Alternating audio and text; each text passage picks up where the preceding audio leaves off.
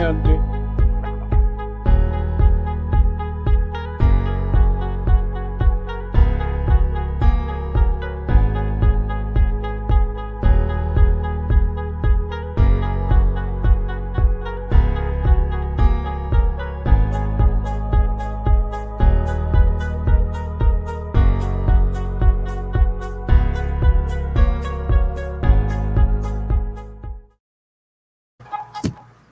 What's up, everybody? It is Thursday night. It is after 7 o'clock on the West Coast, 10 o'clock on the East Coast. We had AEW Dynamite tonight, so you know what that means. It's definitely time for another trip down Suplex City. Our main man, one half of our Dudley Boys, Mr. Jacob DeBarber, had some personal stuff come up, so he's going to take a little sidestep from the show. You'll probably see him in the chat. We wish him nothing but the love in his endeavors. If and when he decides to come back, he will always have a spot at this table. But as they say, the show must go on. So let's introduce the man to my right. He is our own evil dose. What is up, everyone? I'm ready to talk some wrestling, lay the smackdown, and maybe get some retribution on some of the bad wrestling this week, but also give some props to the good stuff as well. So let's get it going. I'm excited. Are you going to get a little payback for that? Oh, yeah. You're stealing my thunder early, but well done. He is the other half of our Dudley. He is Mr. JB3. What's up, brother? What is going on? There's a lot going on in wrestling. Got to talk about it. Again, we were there Monday, talked about all the pay-per-view stuff. Now it's time to talk about the TV. It was an interesting week. We're going to get into it. It's going to be kind of a crazy show. It's going to start with all of us. It's going to end with probably just some of us. But it's going to be great. Yes, it is. And introducing next, he is the Sleep Maker.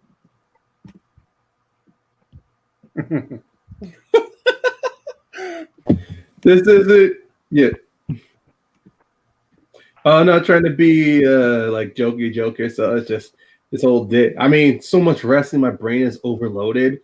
So just give me like a good 4 minutes, and then I'll be back in fighting shape.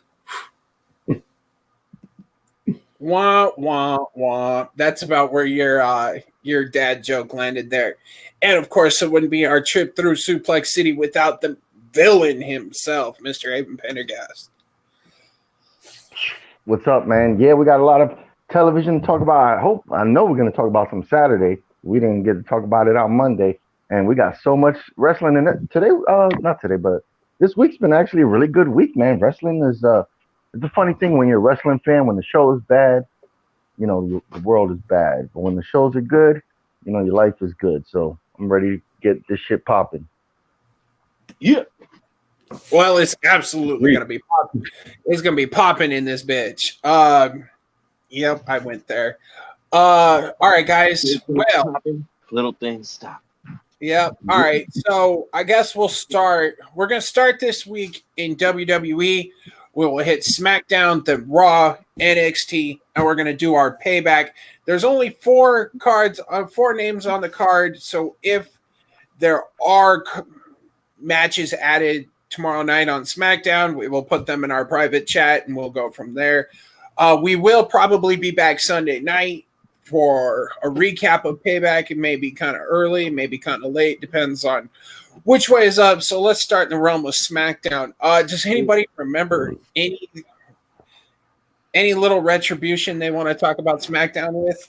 Yeah.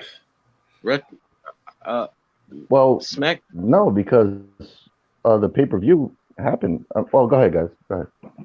Yeah. No, I wasn't even going to say nothing. I was just clueless about what to talk about. Yeah, Retribution. Well, I mean, they were, but I don't know. I guess it's weird because he's right. We already talked about the pay-per-view, so yeah, that's. Go ahead. No, let's see. Well, what happened last week's SmackDown? Yeah, most of that stuff was lean, but we did have Jeff Hardy versus AJ Styles for the IC title, and Jeff Hardy won the belt.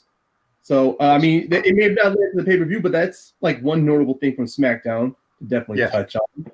Surprised surprised that they let that AJ lost the belt, but but I do like the idea that Jeff won it. I mean, That was a ratings grab. And that his injury, the injury ended up being the reason he won. That is true. That was It was just a pop ratings. They're introducing the Thunderdome. You had Vince McMahon show up, and they needed something to pop SmackDown to get more eyeballs on there, and they did. They got like a 2-point-something rating, if I'm not mistaken. I might be wrong, but I could have sworn they had pretty good numbers, So 2.3. Oh, okay. What? They had 2.2 and that's ratings with viewers. 2.2. It was 2.2. That's what it was. 2.2. I thought you. No, I was wrong. It's 2.2. Can we go 2.3? Can we go 2.5? 2.1? 2.1? 2.1? All right, Jesus Christ. We go only one talk at a time, man. Anyway, that's all I want to say. It popped and it looked good. Fans were intrigued. They gave us, Vince McMahon in the beginning. Jeff Hardy and AJ Styles had a good match, for the time permitted. Yeah, it was what it was. Jeff Hardy, got a belt, so we kind of knew that was going to happen sooner or later. Vince McMahon wanted to push him single star style, and mission accomplished there. Yep. All right. That's all I pretty much remember about that. Let's jump to Raw. Yeah. Raw.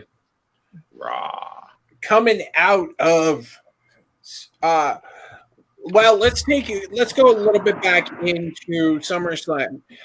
During SummerSlam, we got a banner that says Keith Lee will be premiering on Raw. He'll be active on Raw. First thing I want to point out is, why did they change his music? And two, his ring gear looked like garbage. Well, I know why the music changed. I know why. Yeah. I know. All right, go ahead, JB3. I know why. Tony's got to start. CFO is not there no more, so they want to get rid of all their music. Well, it's not just that. CFO can retain 50% of royalties whenever the music is played on WWE. And knowing Vince is a businessman, he doesn't want anything that's less than 70% of royalties going to him. So right. So exactly like I said, they want to get rid of CFO songs. But Raw, they can do with Lee's music. I am worried for any other NXT being called up. Like that's the best you can do. Let's clarify one thing though. That music was one time only. He's getting new music probably as early as this weekend. A report I was reading is he will have new music at Payback. Stupid. Yeah. That's dumb. That's dumb. Why would they? They could have just kept his NXT shit if they were going to give him new music. That was the dumbest shit ever. And then you're going to have him come out in a fucking in Shorty G's fucking clothes. That's retarded. I hated it. I hated it. I liked him going against Orton. I didn't like his promo either. I'm sorry. I didn't like Keith Lee's Lee's two people are talking. We can't hear nobody. Yeah, I was taking the first. Jesus I thought Christ. I was freaked. I just want to say I didn't like his promo. I didn't like it at all. I am a part of the group that thinks that he's a great promo. He's a good talker, but with his character, I like to see when he's pissed off and cussing people out. That's what I love when he was doing what he said against whoever. Randy Orton. Regardless, he came in and it was surprising because we in the chat we were like, who's he gonna go against? It ended up being Randy Orton. So they threw a whole story, and then Randy Orton kicked Drew like 80,000 times. Facts. Yeah, and then he missed one of them. Maybe he missed two. That when I think they were live. They're live, so you can't just not kick him anymore. Because come on, when they're editing it, he can not kick him, and they can make it seem like he kicked him. But it ain't gonna work anymore. He's got to stop doing the punt. But all right, everybody talked about the music. I just wanted to talk about how I hated that part. But what's up, villain? Everybody already talked about the music, so now the fans that are watching right now, they know why the music was changed. Yeah, the clothes didn't make sense because in NXT he's wrestling without a top, and then he shows up there and he's wrestling with a top. Like they're like, I don't know, trying to hide that he's a bigger guy when it's like don't make no sense for the wardrobe change. But the one thing that really pissed me off, the one thing that pissed me the fuck off was when Randy Orton was talking and then the music started playing. One of these cocksucker fucking announcers goes, "Oh my God, it is him. It's like, cocksucker, shut the fuck up and wait for the guy to come out before you blow your load too early where you're screaming, oh my God, and nobody can even see who he is because you can't even see who he is yet." So it's like, I'm watching it and I'm like, why the fuck is this announcer just like jumping the fucking gun? Now you ruined it. Now it's got to be somebody we never seen before, you dumbass. So that already took me out. The promo was weak. He's way better than that. Maybe he had chills because, Mondays, is more corporate, I'm guessing, than NXT with Triple H, William Regal. They're cool guys, it seems like, where they could talk these wrestlers, and it doesn't seem like, they're talking to like somebody above them. But when you go to Raw, you got new writers and new directors and VPs and, and shit, maybe he got a little, but yeah, it was his lackluster debut. That's for sure. In my opinion. That was 100%. That felt like that was a Michael Cole freaking spot where Michael Cole, he blows his load over what should be a surprise debut, or at least give us 10 seconds before you bring in a wrestler. I mean, look, I don't mind. Look, as much of the Raw people I see on there, like with Tom Phillips, Byron Saxton, I mean, they try their best, but Jesus Christ, when you have them go crazy over Keith Lee when he hasn't even walked out yet, I mean, jeez, that's like, one, the strike on the music. Two, you mess up you blow everything before he even shows up. And three, the promo. And look, I'm also part of the minority fan club that Keith Lee is a great talker. I loved his rivalry against Gargano, especially when they parody the Gargano's home at the Gargano's dinner. But this whole thing made it feel as if they were trying to make Keith Lee come off as a bit of a Damian Sandow-esque, where he's nothing but an intellectual and he talks like with big words that you need to look up in an encyclopedia. Let that work when he's further down the line of a feud, not when he first debuts. Because no offense, he already has a big impact because he's North American champ, NXT champ, first ever double belted on the NXT brand. That is enough to build him up. Let his accolades build him up. Don't need to waste time on him talking. But you know what? I am still looking forward to seeing him and Randy Orton fight. I'm willing to forgive the music over their reasons. But then, of course, they could have saved the new music for Payback. And that's my final words. All right. Two things. One, you said let his accolades speak for himself. You forgot two major ones. One, Survivor Series. He damn near defeated Roman Reigns, and Roman was the top dog back then. Two, the Royal Rumble. He damn near eliminated Brock Lesnar by himself.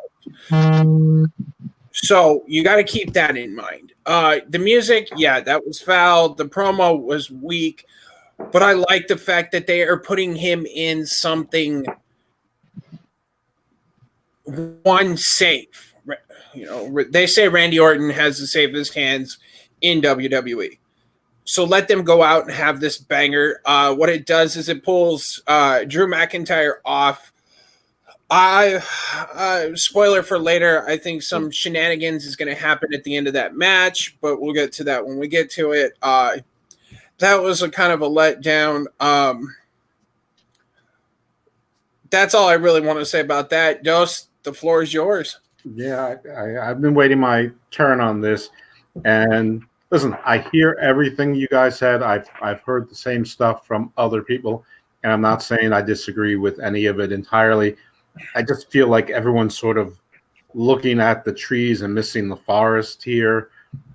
I agree it was stupid to say, is it really him before he's there? And is it really him anyway when he was announced the day before on a pay-per-view that he's going to be on Raw the next night? I mean, but that's Vince McMahon telling them to act that way. Doesn't make it less annoying? No, but I don't think that's the important thing. I mean, I think everybody was afraid that he'd be in some sort of minor spot, feuding with Dolph Ziggler for the next 4 months, or we're starting with Mojo Rawley or something done.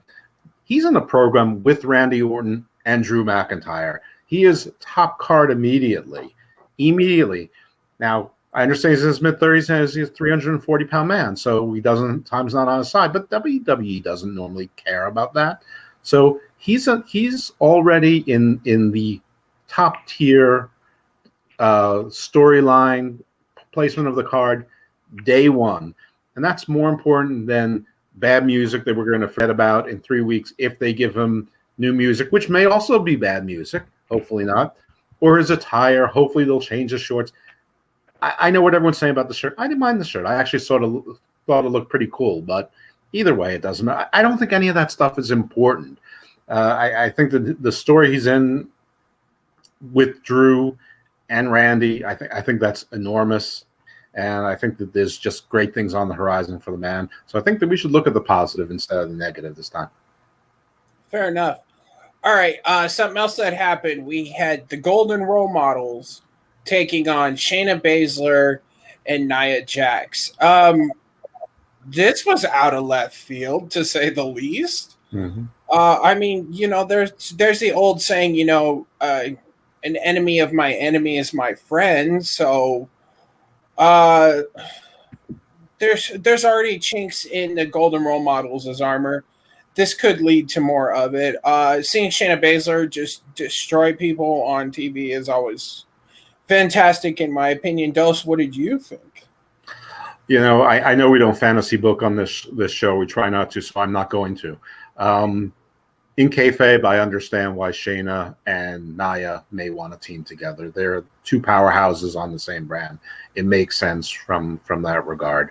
They were just in a rivalry. We've seen mismatched teams who were rivals become teammates before, so it's fine. There are two ways this story can go. Instead of fantasy booking, I'm just going to tell you either way I'm okay with. I think one is better than the other, but I think either way is pretty cool. All I will say is that the women's tag team division, it doesn't matter who the champions are as long as there's only one team per brand plus the champions. So until there's 2 or 3 teams per brand, they're not going to matter. But as far as it's concerned, I think there were far worse parts of the show than this. Villain, what you got, brother? I'm probably by myself when it comes to Nia Jax. I enjoy her. I think she's all right. I think she gets picked on a lot, by fans. This is interesting because we knew that at the pay-per-view we only had one match confirmed, and it was a tag team match. And then what happened at SummerSlam, we know, okay, so something's probably going to happen here. So to tag these two women up that have been feuding, there's a couple ways it could go and be fun, but I have a very low bar on this one because both of these women, they're not really great talkers, so that's going to be the challenging part, for me as a viewer watching them, to see how they mesh, actually being able to talk, trash other opponents, to just be together talking casually. If it's going to keep our attention, it's just going to be just some trash, boring shit that we're like, Jesus Christ. So I don't know. But yeah, man, it's something totally different than I expected. So yeah, we got to see what happens this Sunday. All right, Paynemaker, lay it on us. I'm willing to give this a chance. I mean, at first when I saw that, I'm like pissed off. Like, oh, come on, why couldn't you just get an established team? But then at the same time, I mean, they're still trying to rebuild the Riot Squad back up. So their little feud with the Iconics, I think it's okay from where it's at.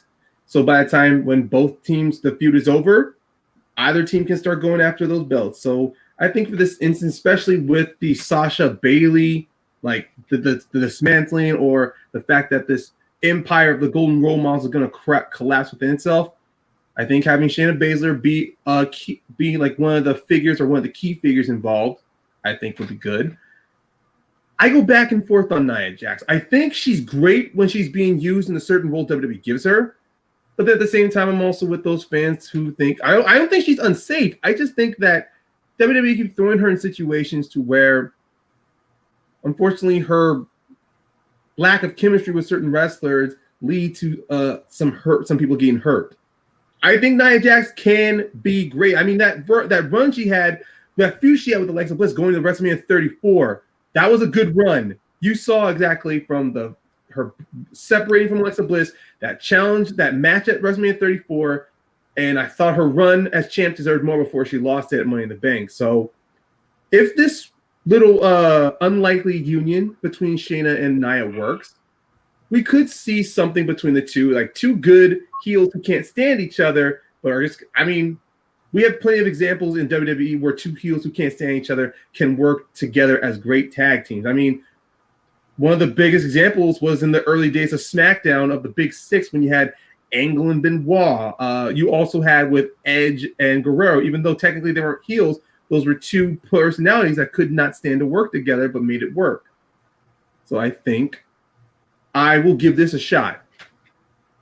All right. JB3, how about you, brother?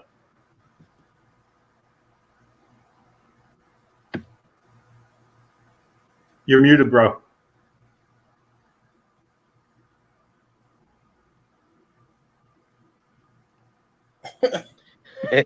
Sorry. What? I had an emergency and I forgot I muted.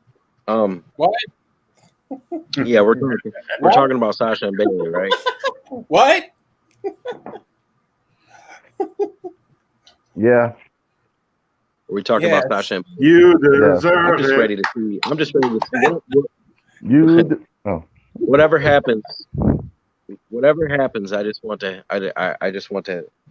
I want it to happen. Like, it's getting to the point where it's been a long build. I thought it was going to be SummerSlam. At first, everyone thought it was going to be SummerSlam. Now, like, what is it going to be? So, I guess maybe they'll lose. They'll have to lose it. Who knows? I don't know. I'm just ready for it to go. Like, if we're going to get a match between Sasha and Bayley, I want a match between Sasha and Bayley. Like, maybe to be a Survivor Series or something. Feels like it. Maybe. Hell in the Cell. Jesus. I don't know if it's still a pay-per-view. That's why I just threw it out there. Oh, I'm sure it is. It is, dude. It's coming up. It's in October. Yeah, it's in October. So let's see what else happened on Raw. We had Raw Underground. You know, there's a 24/7 title changed hands about 500 or 600 times. Shelton Benjamin, no. Yeah, Shelton lost that to Tozawa with Ninja. Right. Yeah, but I don't remember if Tozawa got it. Or if Cedric lost it twice or lost it once. That's right. Cedric lost it a couple of times. Yeah, that's yeah. I think Tozawa is the champion, right? Oh, we had the KO show with Aleister Black turning heel. Yeah, that was good. Yeah. I definitely look forward to that. I look forward to Black's new run as a heel. Yep. I think he deserved. Ever since he got called up, I said he needs a belt. Either if it's the main belt or you get him the United States or Intercontinental title, because that man, he can do wonders in a match. I mean, you look at his NXT Championship run, it may have not been handled great, but he did a good job trying to handle frickin' Lars Sullivan, even though that dude was green as hell. Then he did miss that first black mass, though. Like, Oh. But even then, I saw. But that second one, though. But that second one, he put that other one in the second one plus the second. He like doubled it because that was power. That second one, he was like, "Fuck that! I'm really hitting you, dude." It's like, get ready, Lars. I'm gonna kick your head. Like a goddamn boss. And they protected that move they protect the black mass like crazy. Even when he's on the losing end, that move is still protected. Gosh, the one he hit on Buddy Murphy when he was on the ropes. All right, we got to stop. Out top, black man. His heel run. Yeah, see what's up. We also had Montez Ford beating Angel Whoa, Garza. hold on, man, bro. Me or Evil Dose didn't talk about that. The villain coming in. Go ahead, Zellen. The villain puts an anchor in the ship. Yeah, man. For the next KO feud, I think we all been wondering, what the hell is gonna happen with KO. He hasn't wrestled, in at least about a month. Or like, what's this guy gonna do? And this is his first feud back. And for both of them, Aleister Black was off TV for a week or two. So now, we got a feud going with two guys that we haven't seen feud before. I'm all for it. Both of these guys could go. And, I want to see, 3 or 4 matches. So, I'm excited for this. Go ahead, Dose. I'm going to keep it real short on this. I think there was very little that was good on Raw. This was one of the things that was good on Raw. This was good. I'm really looking forward to Aleister Black's heel turn. The guy's a natural heel. He looks like a heel. He sounds like a heel. He moves like a heel. I'm very excited to see what they do with him. I would even be okay if they paired him with Murphy and Rollins. That's how okay I'm with him being a heel, that I would put him with that thing. I hate that. No, I'm not advocating it. I'm just saying I think him as a heel is that good. Zelina should be his manager now that he's a heel. Well, that's all. I'm not gonna fantasy book. Yeah, that's a perfect comparison. That KO did knock on his door. He did indeed. Mm-hmm. He asked for it. You don't like that shit? For that ass whooping. They didn't like that. Nah. So they're gonna throw bows. They're gonna throw bows like nobody's business. These two know how to put on a fucking fight. Yeah. And then we had Montez Ford took on and defeated Angel Garza. Okay. Oh my God! Return of the turkey. Good man. Call on somebody. Dose. What the hell? Hey, all right. I was reading. Listen. I was making sure I didn't forget anything about that match. Yeah, the match itself was fine.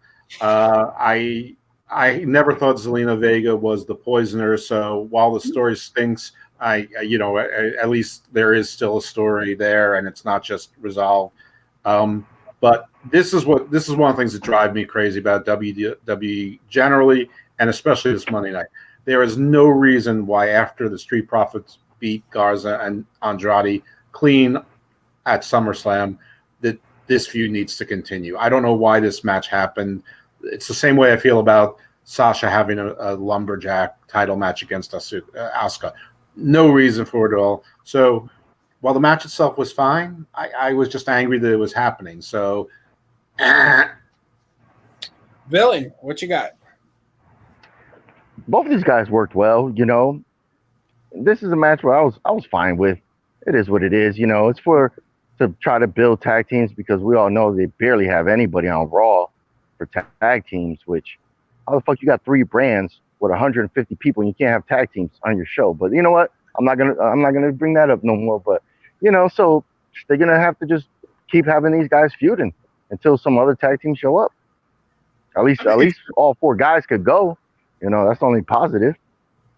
It's pretty clear they are leaning to another tag team because earlier they had that girl from The Bachelor that Garza's trying to woo, and then she's having this thing with Ivar, and then he comes out brandishing her a turkey leg instead of flowers. I'm like, why don't you just summon it like you did in that ninja battle? No, you leave my man Ivar out of that, man. That is some boss. I love the running gag where girls keep hitting on him. I love that gag. I'm just saying there could have been smarter ways for these guys to feud instead of them fighting over a girl. But you know what? If we're gonna do that, then let's do that. I'm just saying the way Ivar wooed her could have been like, it could have been like a flowers, and then he's just no, and then turkey leg. You want to go crazy with it? Go crazy with it. No, I'm sorry. That shit was on boss level point. Angel Garza's trying to be just Mr. Suave, and he's just like, nope. You want this? He got called out on his crap from Charlie. I mean, he tried to woo Charlie and then she just in the interview she just goes, no thanks, I'm gonna be professional. They dropped that. JB3, what did you think? It was straight. There you go. All right, we'll move on. We had the Riot Squad with Bianca Belair. Holy shit, she's back on Raw. And the iconic Zelina Vega. Mr. JB3, I know you love some iconicness. What do you think? It was straight. Well, there goes that idea. Dose, what'd you think, homie? You know what? I think this is another one of those matches where I have no idea why it was on TV. Belair is just there to kill Vega, and apparently Vega's going to be innocent. I mean, if they're trying to build the Riot Squad as a tag team again, I don't know why a 6-person match furthers that.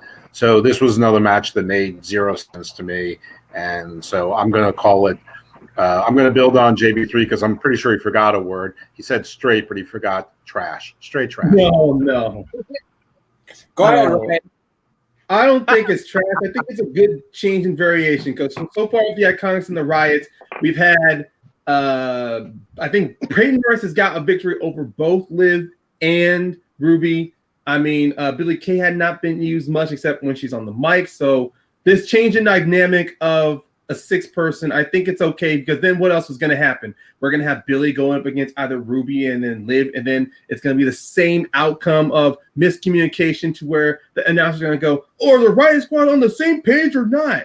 At least we get a moment with them and Bianca where Bianca, she's being the general in this situation, and she's saying, we're going to handle business tonight. We're going to take these 3 out. And I love the Iconics. I love Selena Vega. I want this Poison angle to go over. So, because I remember Selena Vega early in her career when she had some time wrestling. I don't know what her physical condition is. Maybe something's holding her back, or she loves to be a manager. But I want to see her wrestle a couple of matches, like singles matches, teams matches. In some ways, I mean, I think Selena Vega can be great in the ring, but if she prefers to be a manager, I'm all for it. But building the Riot Squad back up, I like that we have one break from them with this whole, is there trust and dissension between them? So, I mean, you might say the trash. I thought it was just like a good breakaway from the regularly scheduled programming. All right, villain, hit us with the cold, hard facts. The cold hard facts are, they're trying to build up 2 storylines right now for the women because they got to do something with these women, man. If they don't, like, why even have them there? It's a 3-hour show, so they got to put some shit on. And, the Riot Squad stuff to me, I'm not really feeling because you broke them up in the first place, and then now you don't have shit to do with them. Now you're going to put them as a tag team again. Iconics have been off TV for a little bit. I like them, love the Iconics. Now they're back. They're being these other chicks, which, maybe they'll lead to a match I doubt it's going to be at a pay-per-view. Yeah, now that Bianca's there, she's going to have to start doing something. So they got to figure something out with these ladies. So it was there, that's for sure. Yeah, the only thing about this I really remember is watching the EST of RAW laying Selena Vega out. That's pretty much all I remember. Apollo Crews defeated Bobby Lashley in an arm wrestling contest with the world's strongest man, Mark Henry. He cheated like Apollo cheated like a heel and got the win. Yeah. I don't really care who goes first. I'm angry over this whole storyline with the Hurt Business, Cruz, Ricochet, and Cedric. Look, I understand Cruz is getting more and more and more cocky now that he's U.S. champion. I'm okay with that. It gives him character to build. Can we give him a new opponent? Because I'm starting to get sick and tired of the black wrestlers fighting each other in the same program for the last couple of weeks. I want some variations here. And also, they made Ricochet and Cedric look like a bunch of idiots because after Cedric loses that 24 title, he and Ricochet are what? Like high schoolers playing with an arm wrestling game to where Mark Henry steps in like a teacher and goes, "Oh, you guys, you need to cut that out." And man, then he does not sound like that. Not at all. Mark Henry. You made him sound like he about to fly a flag out this bitch. Like he just busted out the closet. This ain't no presentation contest. But one thing I enjoyed with MVP is the fact that he is a straight talker. I mean, he pretty much laid on it. You guys are acting like geeks. Why don't you just join the Hurt Business and let's just get shit done? And even now with Lashley losing the way he did, I mean, I didn't need an arm wrestling match. If this was a wrestling match and then Apollo cheated that way, then that would have salvaged this whole freaking angle instead of a wrestling contest. In my mind. Well, I can. If nobody else really wants to talk about that, that'll just segue into the next segment. But I'll go say ahead. a couple things. Go ahead. Go ahead. JB3, go ahead, call it trash. Yeah, that was straight trash. All right. I agree that was straight trash. I will say this, that I do like that Apollo Crews is not a dumb baby face, so he outsmarted them again. However, this was stupid. Even though it furthers that. I don't know why especially since you have Mark Henry as an official, why have an official if you can cheat to win that way? So he does it and gets over, and then it would make sense for Mark to go, hold on there, young man. Let's do this again. Let's do this the right way. Something. The whole concept is dumb. It was dumb like when they do pose offs, that's dumb. When they do regular, the tug of war, that's dumb. The arm wrestling contest, this was dumb. But at least Apollo Crews wasn't dumb. But I don't like the way he did it because it was sort of heelish. But I mean, I think what they're trying to do is portray him as someone he's like the road runner. He keeps outsmarting the villains, even though they outnumber him. After that, I don't have much to say about it. I mean, it was what it was. Speaking of villain, go ahead, brother. Nah, man, because I'm gonna get into a lot of shit right here. I've been saying that shit for weeks, man. This black on black shit WWE always does. Not really a fan of it.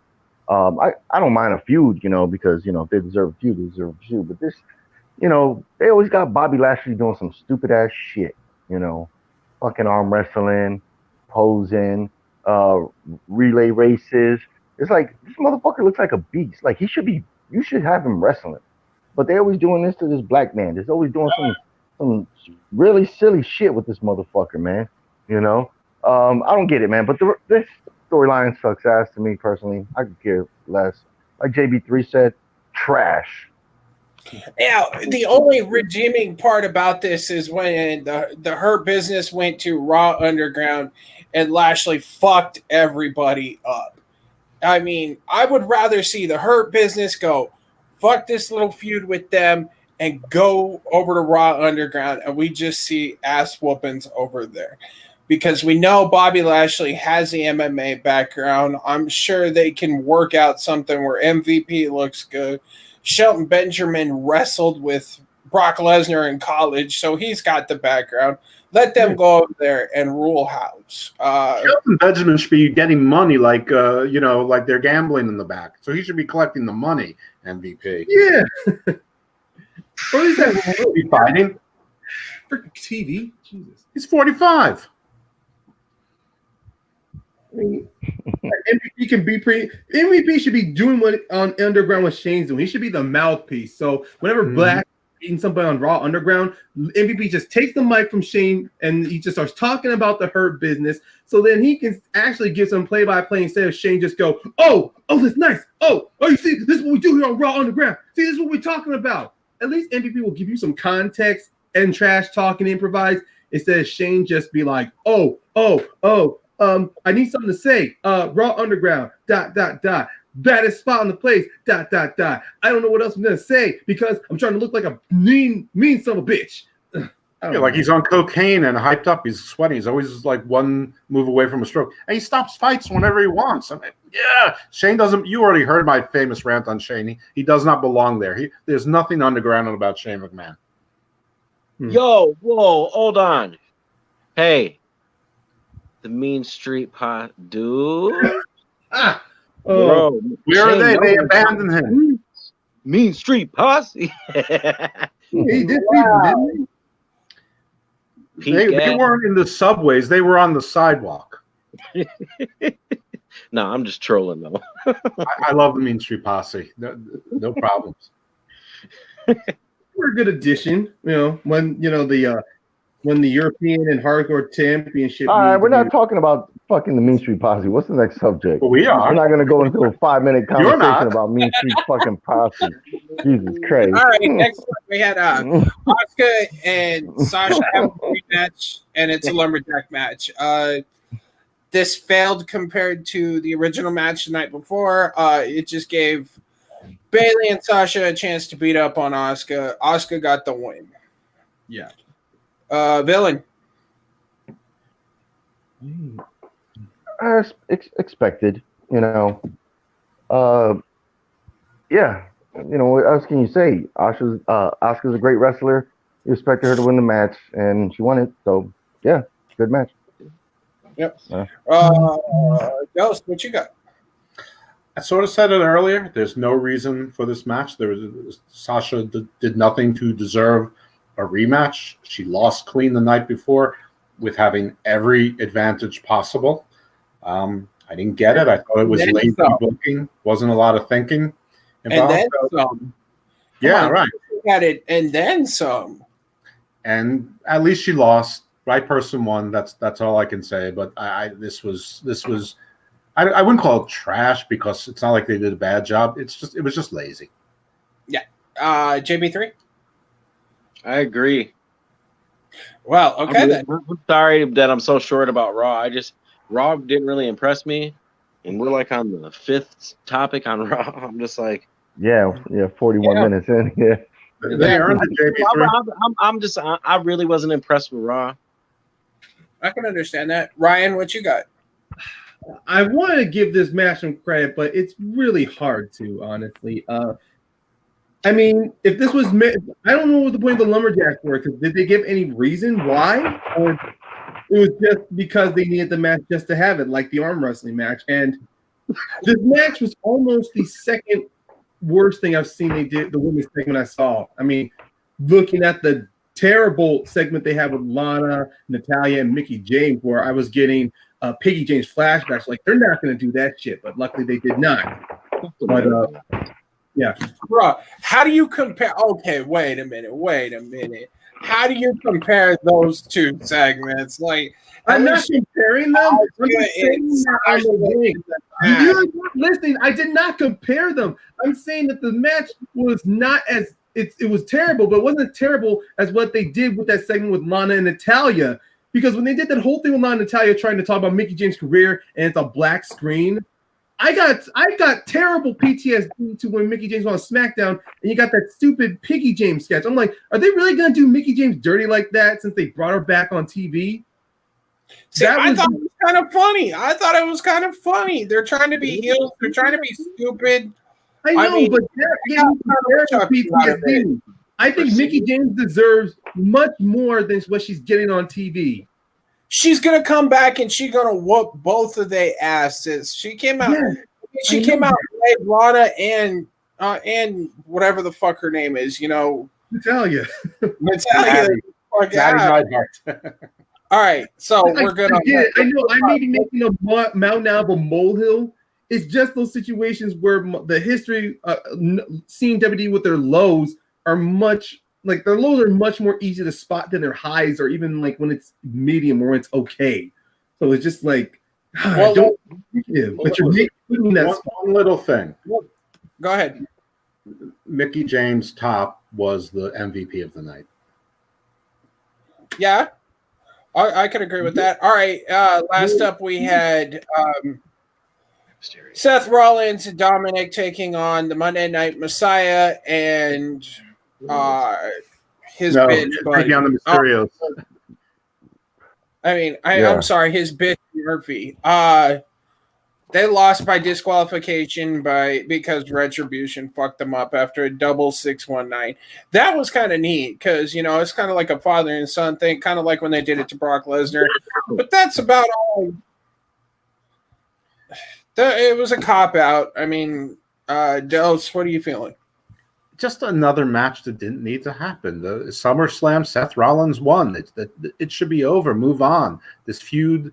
I mean, I knew it was going to continue. I feared it was going to continue. My fear was realized. But why? I don't want to see them together anymore. I didn't want to see it. Was the double 619 neat? The 1238, sure. The 1238 was cool.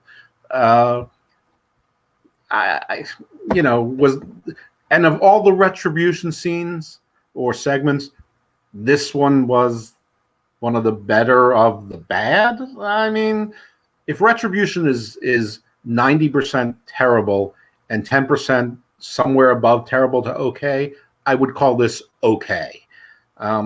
my gosh. Yeah.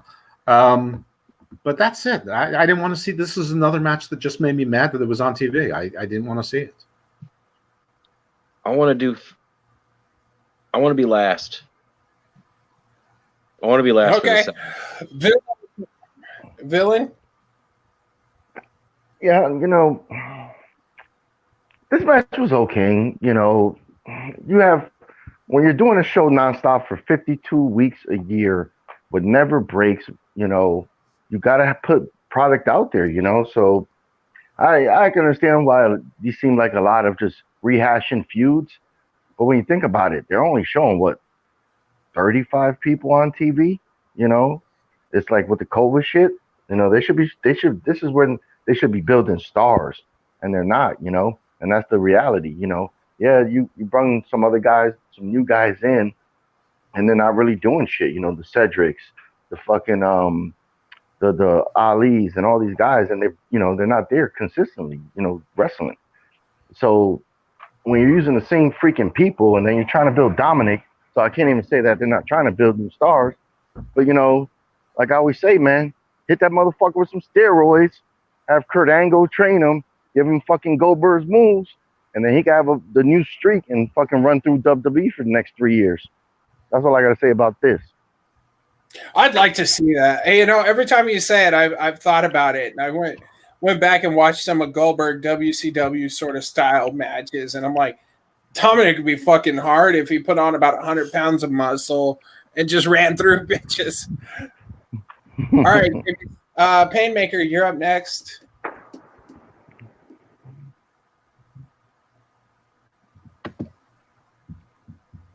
I mean, I agree with Dylan there. I mean, look, I of course felt deep down you did feel that this feud with Rollins and Mysterio would end, but at the same time, after SummerSlam, I mean, it felt not like 50-50 booking, but WWE wanted to give the people at least an idea that there's going to be like some closure to this. So having Dominic and Ray work together as a team going up against Rollins and Murphy, it felt like it was going to be a good after, like in a book. Like once you have that last chapter, there's the afterword or just something or an epilogue for people to go, oh, it didn't end that badly. Sure, the story's over, but that doesn't mean it. This is done. But then, of course, the Retribution, it's give or take. I mean, I thought Retribution was going to show up at SummerSlam, but when they didn't, I was at like a 90%. I was 90% sure they were going to show up on Raw, and they did. And now I doing the same thing as the Fiend. The lights go out, then the sound, and then you start seeing them pop up like crazy, which is ridiculous. But it is what it is. I mean, Dominic, it's clear he's going to have himself a good career, hopefully, depending on what's next. I have no idea if it's going to be the Mysterios versus Retribution now moving forward, or it's going to be like Rollins is going to try to make olive branch to Retribution. Who knows what's going to happen with this? I mean, WWE did create 2 or 3 potential storylines out of that. But then at the same time, when the commentators keep talking about how Retribution's terrorizing both brands, Triple H. Yeah, you barely see any wrestlers from the locker room outside of SmackDown, this past SmackDown, do anything about it. You saw on SmackDown, they tried to do something about it. Where were the wrestlers on Raw? Nope.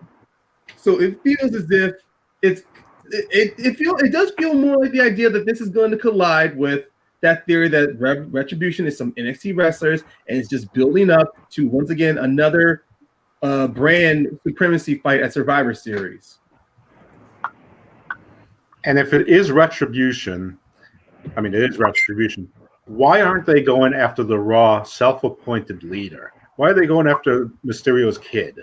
I mean, I know that they're heels and he's a heel, but wouldn't it make sense to go after the self-appointed leader of the Raw locker room to teach him a lesson?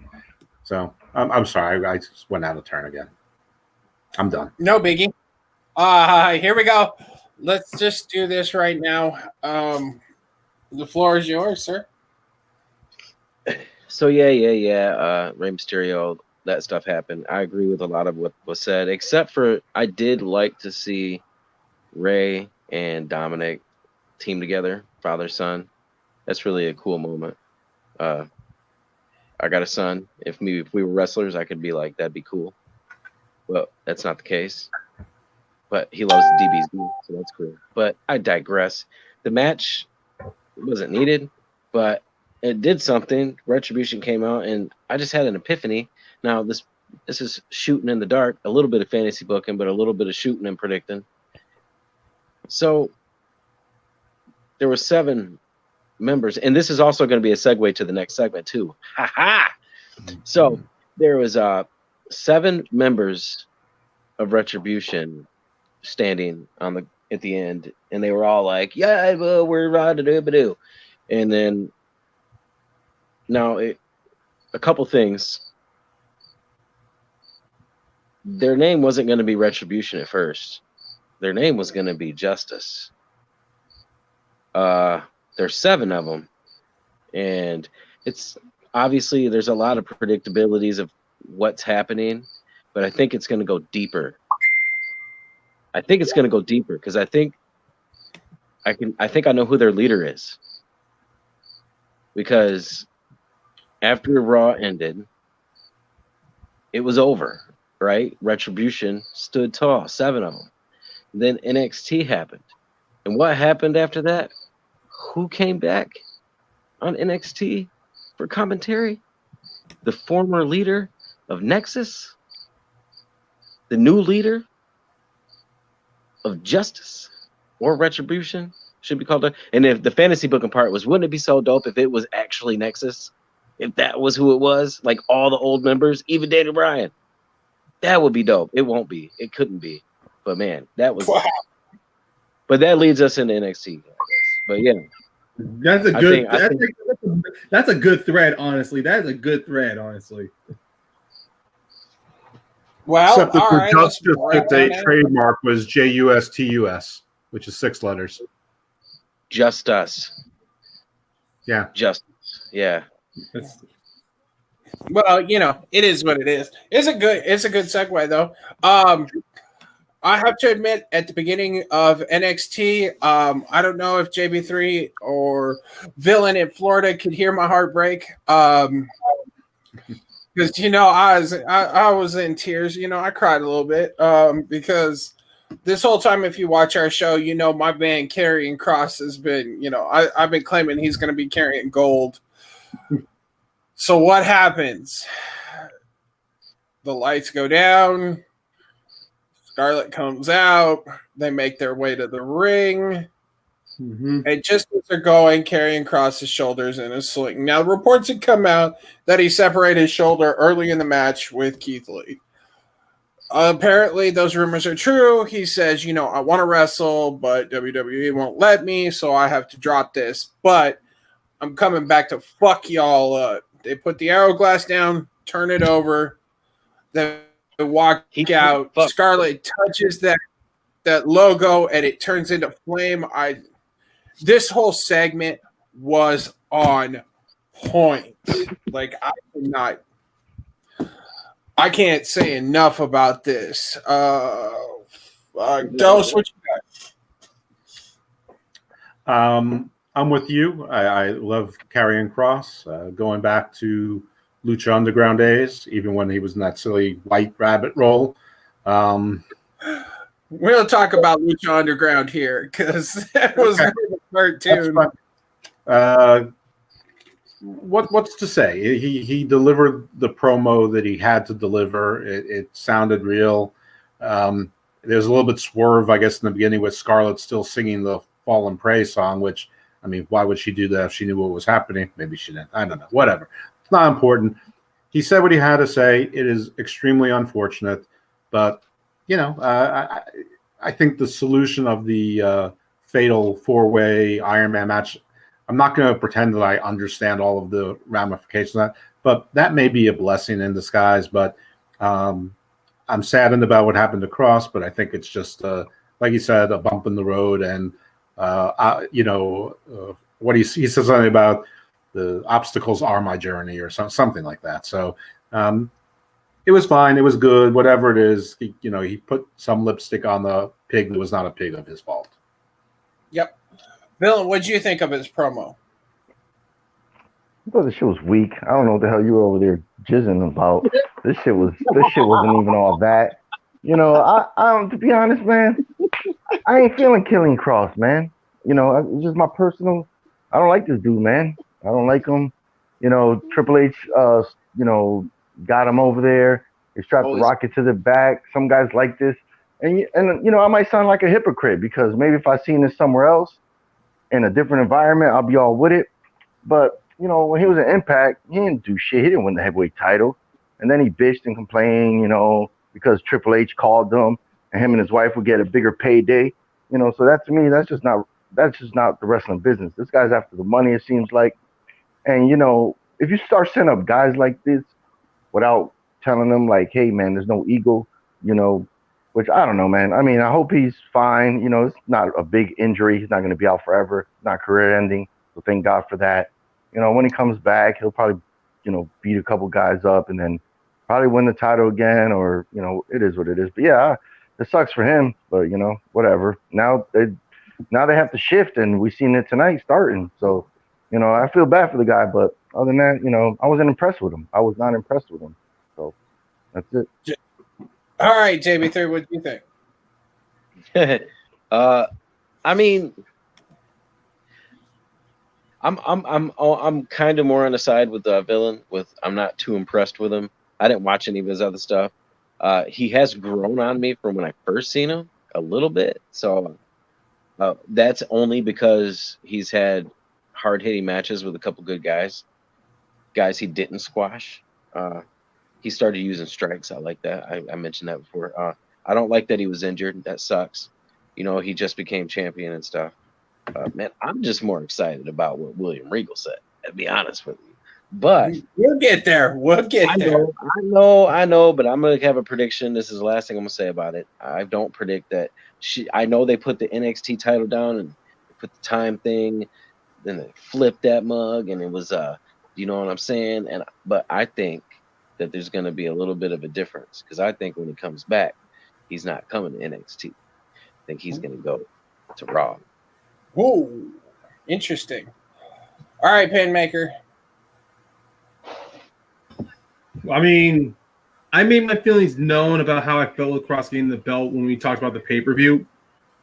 But man, it feels as if with NXT, they're having some it's unfortunately they're just having some bad luck with some of their champions. I mean, when Ciampa had relinquished the belt because it was, you know, a severe injury with Cross. But then watching this gave me so many vibes to when Balor got on the main roster. They pushed him like crazy, and then he gets injured at SummerSlam, and then he had to relinquish the belt. But the thing that I'm seeing, but the big differences between these two is that with Cross, NXT made sure, like, not only were they giving him his time in the ring, they did at least give him time to say, "I will be back." Not like to where they made like this big little ceremony with Finn, and then he had to give it to Triple H, and then they're doing this later on in the night. No, it's kind of like, no, I'm coming back. Be sure who's ever champion, be prepared, you know. And then yeah, I kind of want to see more of Scarlett on NXT. I mean, if she's just a package deal with Karrion, then that's okay. That's okay. She's worth the wait. But at the same time, it was still like a simple promo. I mean, look, Cross did win me over when I rewatched that match against Keith Lee. I'm not happy he won, but he won me over. I mean, I was always a big Cross fan. I just wasn't a fan of him being pushed to the stars. But if he did not get hurt, I would not have said no to Cross having felt like a good run to the end of the year. Okay. All right, let's move on, shall we? Let's actually get into the first match of the night. We had the number one contenders, Breezeango, taking on Imperium for the NXT Tag Team Champions. Paynemaker, lay it out, brother. What'd you think? I did not see that coming at all. But man, that was a great match. I loved it. I love the fact that Breezango are champs. We need a good balance here. I mean, I'm not saying that Imperium was terrible. It's just the fact that they couldn't be on NXT every week or like once every 3 weeks. it feels logical that Breezango are the ones to get the belts. And at the same time, when they had that triple threat number one contender at TakeOver, and with Breezango in their feud against Del Fantasmo, I said either way, there's going to be a layer. Like either one of the teams are going for the championship to increase this feud. Now that Breezango's got these belts, we are definitely going to be seeing more opportunities for Legado del Fantasma to want to get all the gold. So then when you see them in their little mob set dinner again, all three of them are going to be holding belts. But right now, this is their time. This is Breezango's time. They showed not only can they go in the ring, that they can have great chemistry with whoever they're wrestling against. And I cannot wait to see the array of outfits or the insanity that Breezango are going to do with their entrances now that they got the belts. Yeah, so that was also, it was great. I thought it was a great match, and I'm pretty sure they mentioned it. It was like both of their first titles ever after they've been there that long. I was like, are you kidding me? So super happy for them. They've earned that more than once over, more than twice over, probably more than 3 times over. They should have been tag champs when they were doing those other skits back in the day. Yeah, Fashion but Files. yeah. But yeah, they won the titles, and Breeze is using a super kick, man. Like in that double leg drop, that was pretty dope. You know, Yeah. I mean, so you had to suspend your belief just a little bit, you know. But if you looked at the guy he pinned, it looked like his heel went right into his chin. So there is that. So I enjoyed it. I'm so happy for those guys, and I agree. I want to see what entrance they come out with next. Villain, you go next. All right. You know, right now, I'm actually a little upset, and I'm a little surprised. I'm upset because Triple H ain't slouching. 2 weeks in a row, he ain't got no competition, and he's pulling shit like this out of his ass, man. You know, I'm not liking that, man. I'm not liking that as an AEW fan. But you know what? You know, the pay-per-view just happened, and I didn't even think they were going to get this title shot this quickly. I thought they were going to build a little bit. At least, you know, I just thought they were probably going to have a little interview this week and keep it moving. But to have a fucking match, 2 guys that deserve it, 2 guys that work hell of good in the ring, 2 guys that are actually getting to showcase their talent right now instead of having 2-minute squash matches where they were the ones squashed on Raw. These guys are actually showing what they could do.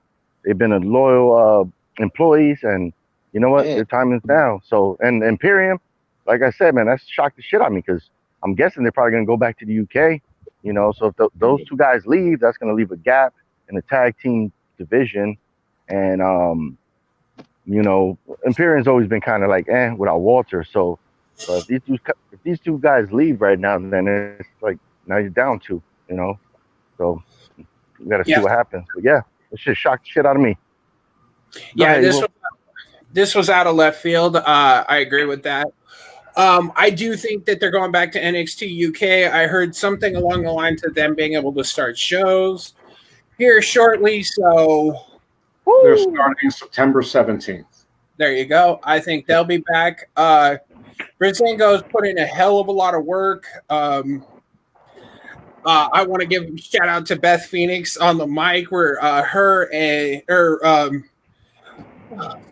Stu Bennett, I couldn't think of his real name, and the other commentator were getting like grinded on above Breezango, and she's just like, now I'm jealous of the 2 of you. I don't know why that shit just caught me off guard. That shit caught me off guard. The match was good. You know, it was a good babyface comeback match. Good for them. They could even be placeholders till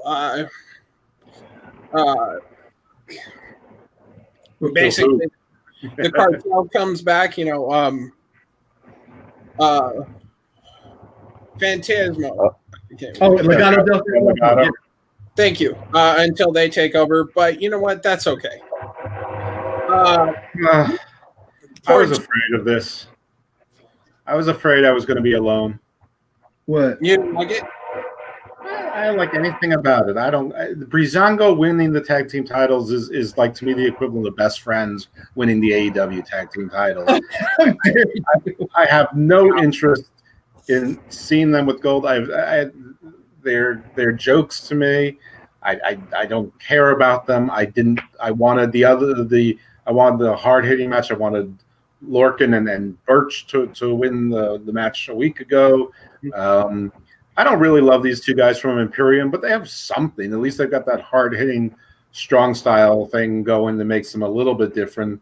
I don't need NXT to be AEW light or Ring of Honor light with super kick, little guys. It's already bad enough we got Gargano in every goddamn match running around, and the Undisputed Era is basically a discount Bullet Club.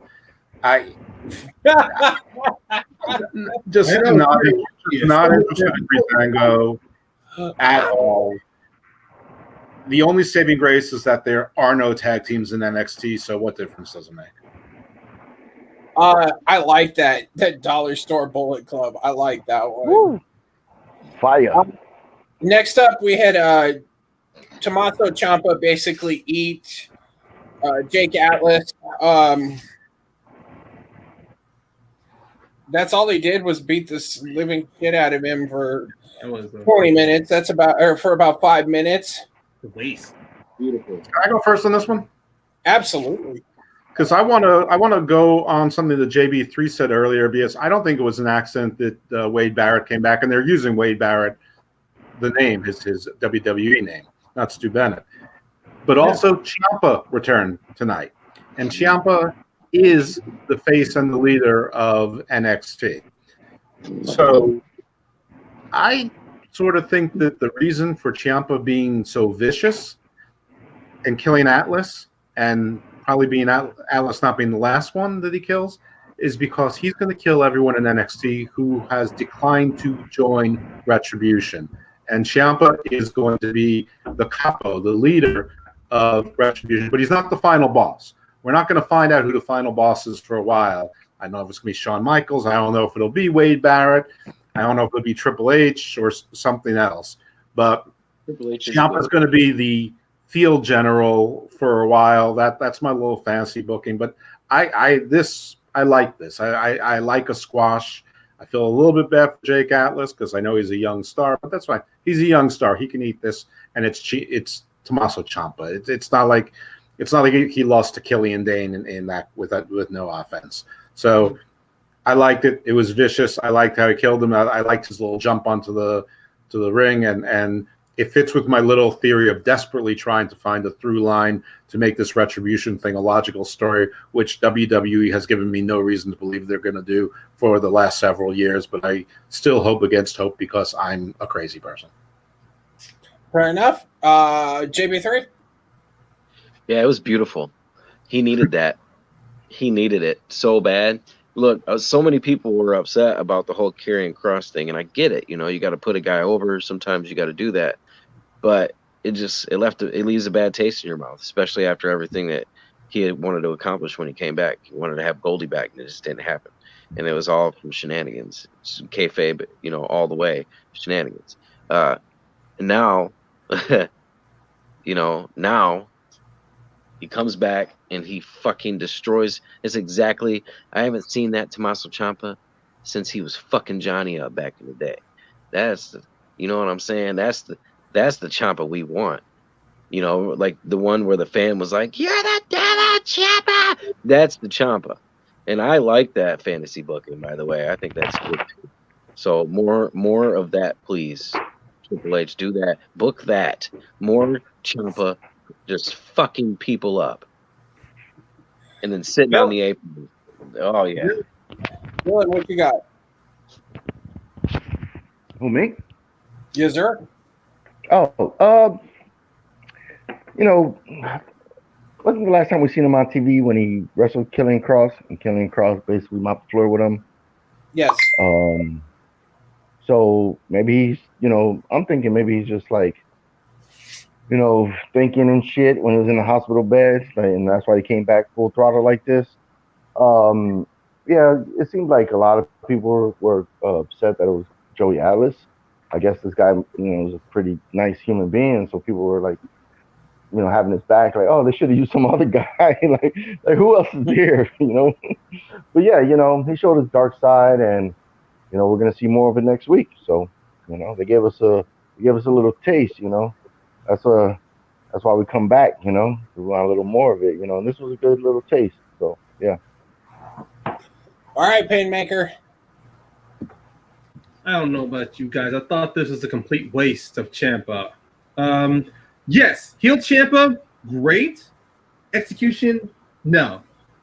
To be honest, after with Jake, not the right wrestler to use, because Jake Atlas, seeing what he was capable of in the NXT Cruiserweight tournament, that back and forth that he had going on, with Drake Maverick, with Kushida, with so many other guys on that, and then you take this talent, and then he's just he's fodder for Ciampa. I get Ciampa's back. He wants Goldie, so he's gonna be back. He's gonna go back to who he was. There could have been a better way to do it. It didn't have to be a squash match. I mean, what could have been the best way to announce that Ciampa was coming back? During Regal's announcement for the championship. Ciampa could have been the last person he talked about, and then maybe Ciampa come out, cut a huge freaking promo talking about how he's back for Goldie, and then I don't know, maybe have him kick somebody's ass. But it didn't need to be like a squash match. Look, I thought that was just, to me, it was just kind of like Jake Atlas was just built in such a strong way for the NXT Championship during that little tournament. And then, he's not used for a while because they're focusing on Santos with Maverick and then Breezeango. I don't know. I don't know. I guess to me, it was just kind of like after seeing how impressive he was and him being destroyed by Ciampa, just felt to me like they could have used another wrestler. Hell, use an enhancement talent like what they do on AEW Dark. I mean, ugh. Hey, can I say one more thing before JB3 jumps in? I just want to say this. This shit would have been so fucking ill if he would have, after he beat the shit out of Atlas, if he would have just dropped to his knees with his hands on his side, and then he would just looked up in the sky and just screamed out Goldie loud as shit. This shit would have been a classic segment. Yes, I agree. And I don't really have much more to say about this. I was just going to say, the only thing I'm going to say is the squash match works because of we're going to talk about later. Well, actually, we're fixing to talk about right now. All right, good. Yep. For the first time since the world went to hell and back again, Commissioner William Regal announced a 4-way NXT Championship match with Johnny Gargano,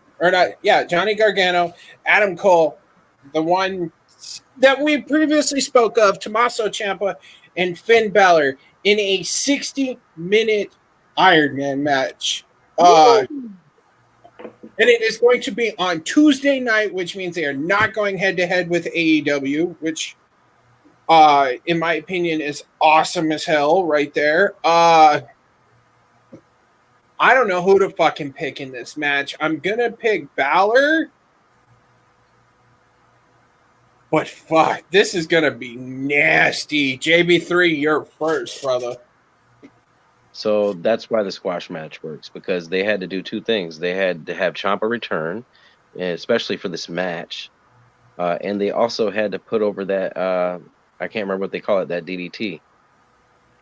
Put that boy on the stretcher. It's basically the same DDT Randy Orton. Widow's Bill? Yeah. Widow's Bill, I think. Well, yes. He had put over that because my prediction for that match to win is Ciampa. I think Ciampa's going to get Goldie back. And I think that, and hopefully, because Villain's idea was brilliant, hopefully he still does that. But after he wins and he has Goldie like this, and he just looks up and screams, "I got back Goldie!" Because he needs Goldie back. But he's got to stay heel. He's got to be just vicious, bloodthirsty. What else are they, that wasn't their plan. They were going to have a heel. You might as well bring him. That's probably why they Yeah, brought Killer him. Cross is out. Now you're missing a heel. Now you got to bring another heel in. That's probably why he's back. He's probably back to fill that spot and become the champion. Yep. Dose, what do you think? Of the four-way match, I think that I like the idea. I mean, I think they made the chicken salad out of chicken shit with that.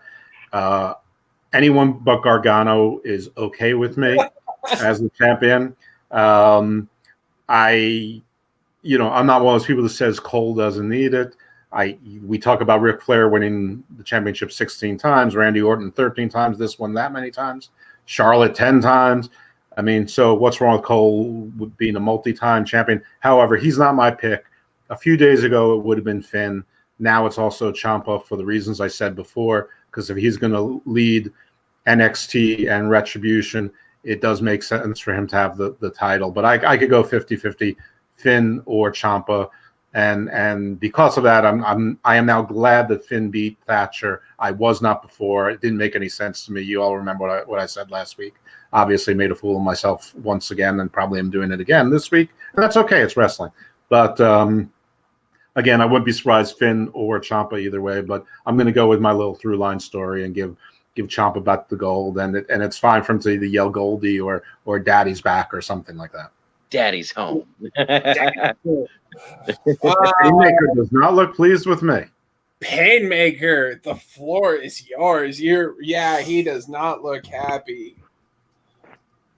Both your predictions of Ciampa being leader of Retribution doesn't shout he's going to be champion in my mind. And yeah, I'm not happy with you because you said anybody but Gargano. Guess what? Who I'm picking? Gargano. Not because the fact of not because you need a replacement heel, but the work that Gargano has done since his heel turn, he has stepped his character up to another level. And despite what skits or segments he's in and how sometimes it doesn't come off right, he has stayed very consistent and strong with his character. And he has great back and forth with people. Like, I still love that back and forth between him and Keith Lee during their rivalry. And I still love the fact that I still believe that Gargano needs a decent run as champion because he didn't get it when he was a face. So maybe he needs it better with a heel. And if he is a heel champ, then I can see some more opportunities of Candice being into the picture where we go Gargano as champion. Yeah, I saw that, Matt. You're dead wrong. That even works more into Gargano as a heel. Because if you saw Gargano as a heel, he was always being opportunistic, coming off as a bit of a scaredy cat or a bit of a coward. Well, guess what? Since it's an Iron Man match, Gargano's going to be using his mind. He's going to be he's going to be playing mentally. He's going to be being opportunistic in this, picking his pins and submissions where he can find them. So I will not be surprised if Gargano plays the opportunistic cowardly heel throughout the match until it gets to a dead even 1-1-1-1. And then maybe at the last couple of seconds, Gargano swoops in with the most devastating move in entertainment, the roll-up to get that belt. So you guys can shake your heads in disbelief because like a certain AEW wrestler we're going to talk about later on, I'm sticking with Gargano. Villain, bring us home. Man, this is what I was talking about earlier, and this is what I'm saying, man. Next week we're having a title match.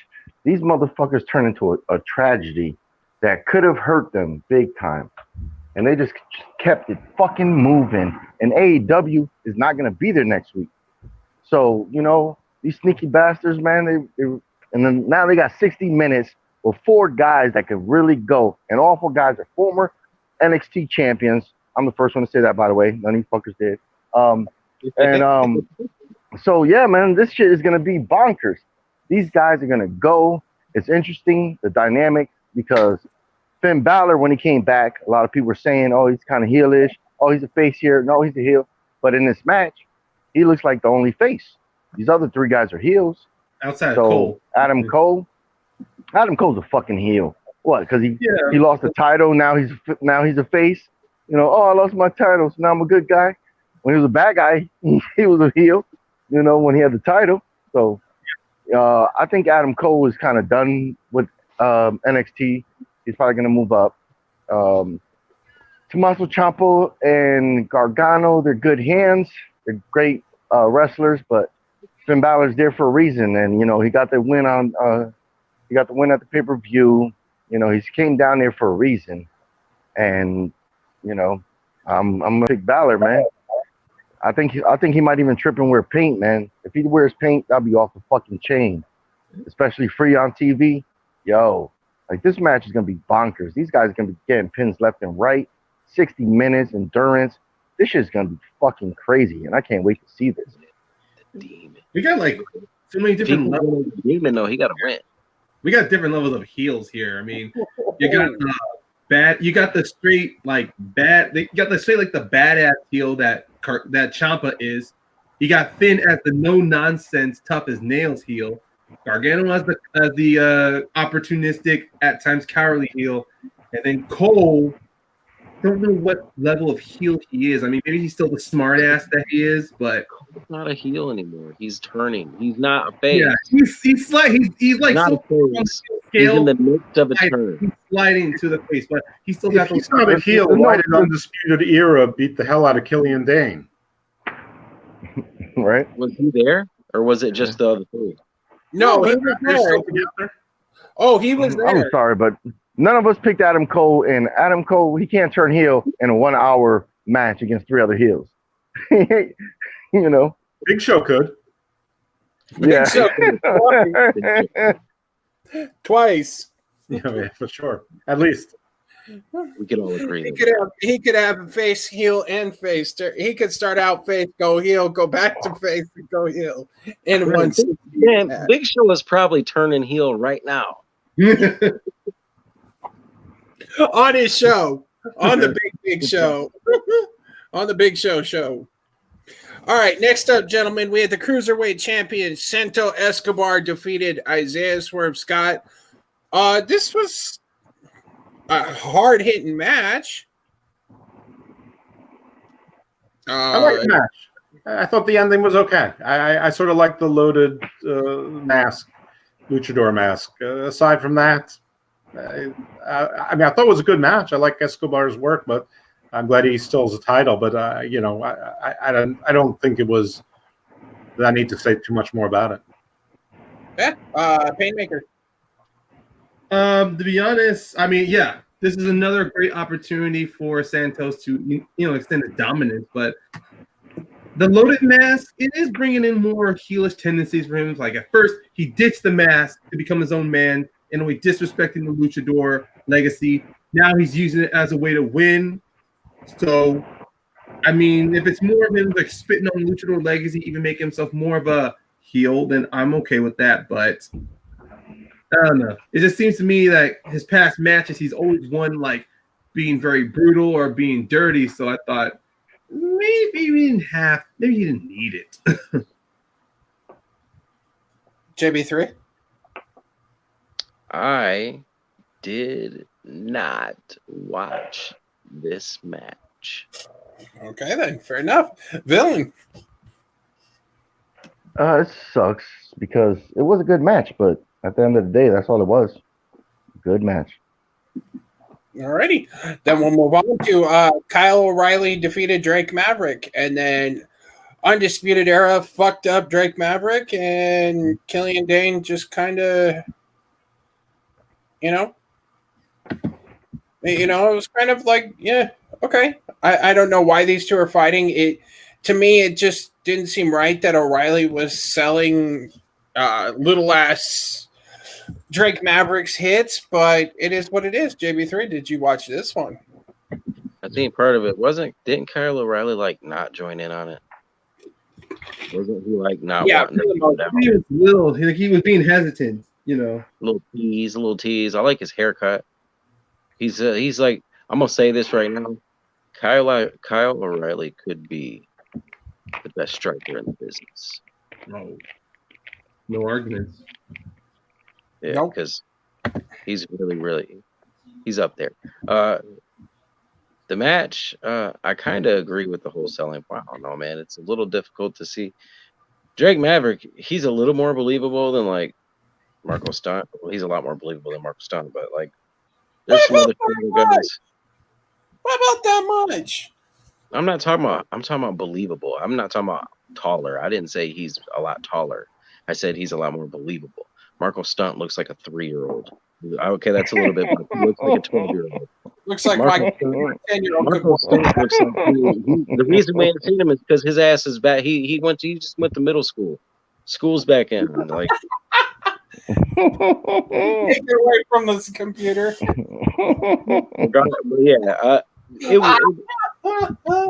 They're telling some kind of story with the Undisputed Era. We just gotta let it see what it is. All right, Villain, what you got? Oh my goodness. This was I don't know, I might just fantasy book right here just to do some shit. Kyle O'Reilly. Shit. I'm telling you, man, they need to oil this motherfucker up, man. And then to give him the title as like the sexiest man alive, and he comes out, you know, like Vega from Street Fighter, you know, he don't really talk. He just looks, and women like hypnotized and shit, and then he just, you know, beats ass in the ring. But yeah, this segment was a waste. I mean, first of all, Ivar is the sexiest man alive. I mean, we already know that. That's been established. I'm like the rest of you. I didn't really understand the purpose of the match, other than if Kyle O'Reilly was hesitant and Cole was being turned face, maybe they split the Undisputed Era along those lines and put Strong and Fish on one side, and maybe that's how they keep Cole away from the title and keep them busy for a bit. Obviously, we're going to have Drake Maverick and Killian Dane be a reluctant team for a while, which I guess is fine. Killian Dane, I guess, is maybe going to become a face, but didn't he knock out Drake Maverick also at the end? Didn't he take a shot? Yes, he picked him up with a chair.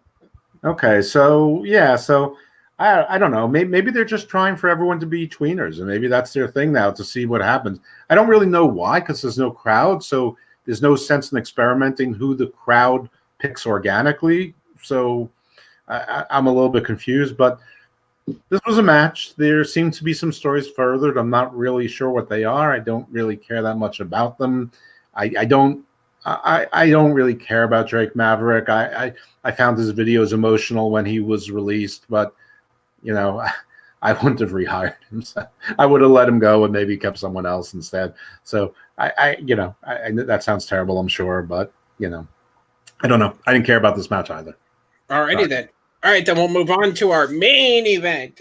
Dakota Kai and Raquel Gonzalez defeated the NXT Women's champion Io Shirai and Rhea Ripley.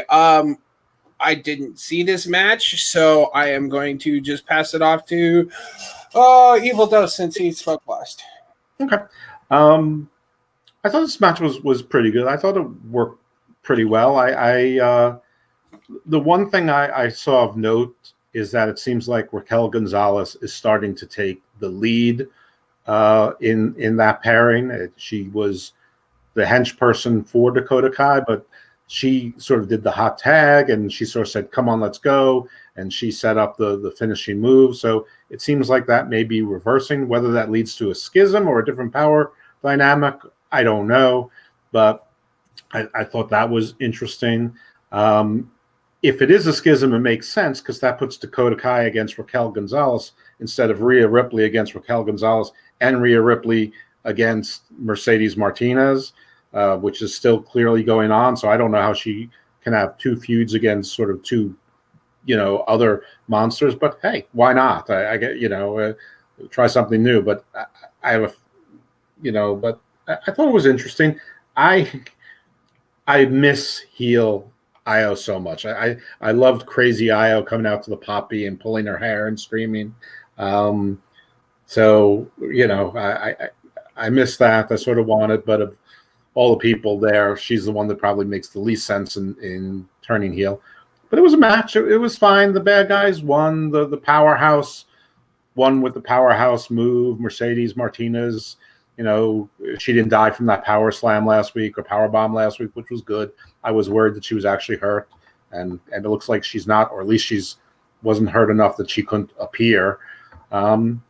So I think it was fine. I think it was pretty good. I hate to say it. Well, I don't hate to say it, but I'm not really the biggest fan of women's wrestling. But it seems like the women's wrestling WWE, the stories and the action has been superior to the men's wrestling for a while now. But mostly the story. I mean, well, not mostly stories, but the stories is what really separates it for me. Anyway, that's it. I thought the match was okay, and I like where things are going. All righty, Villain, what'd you think?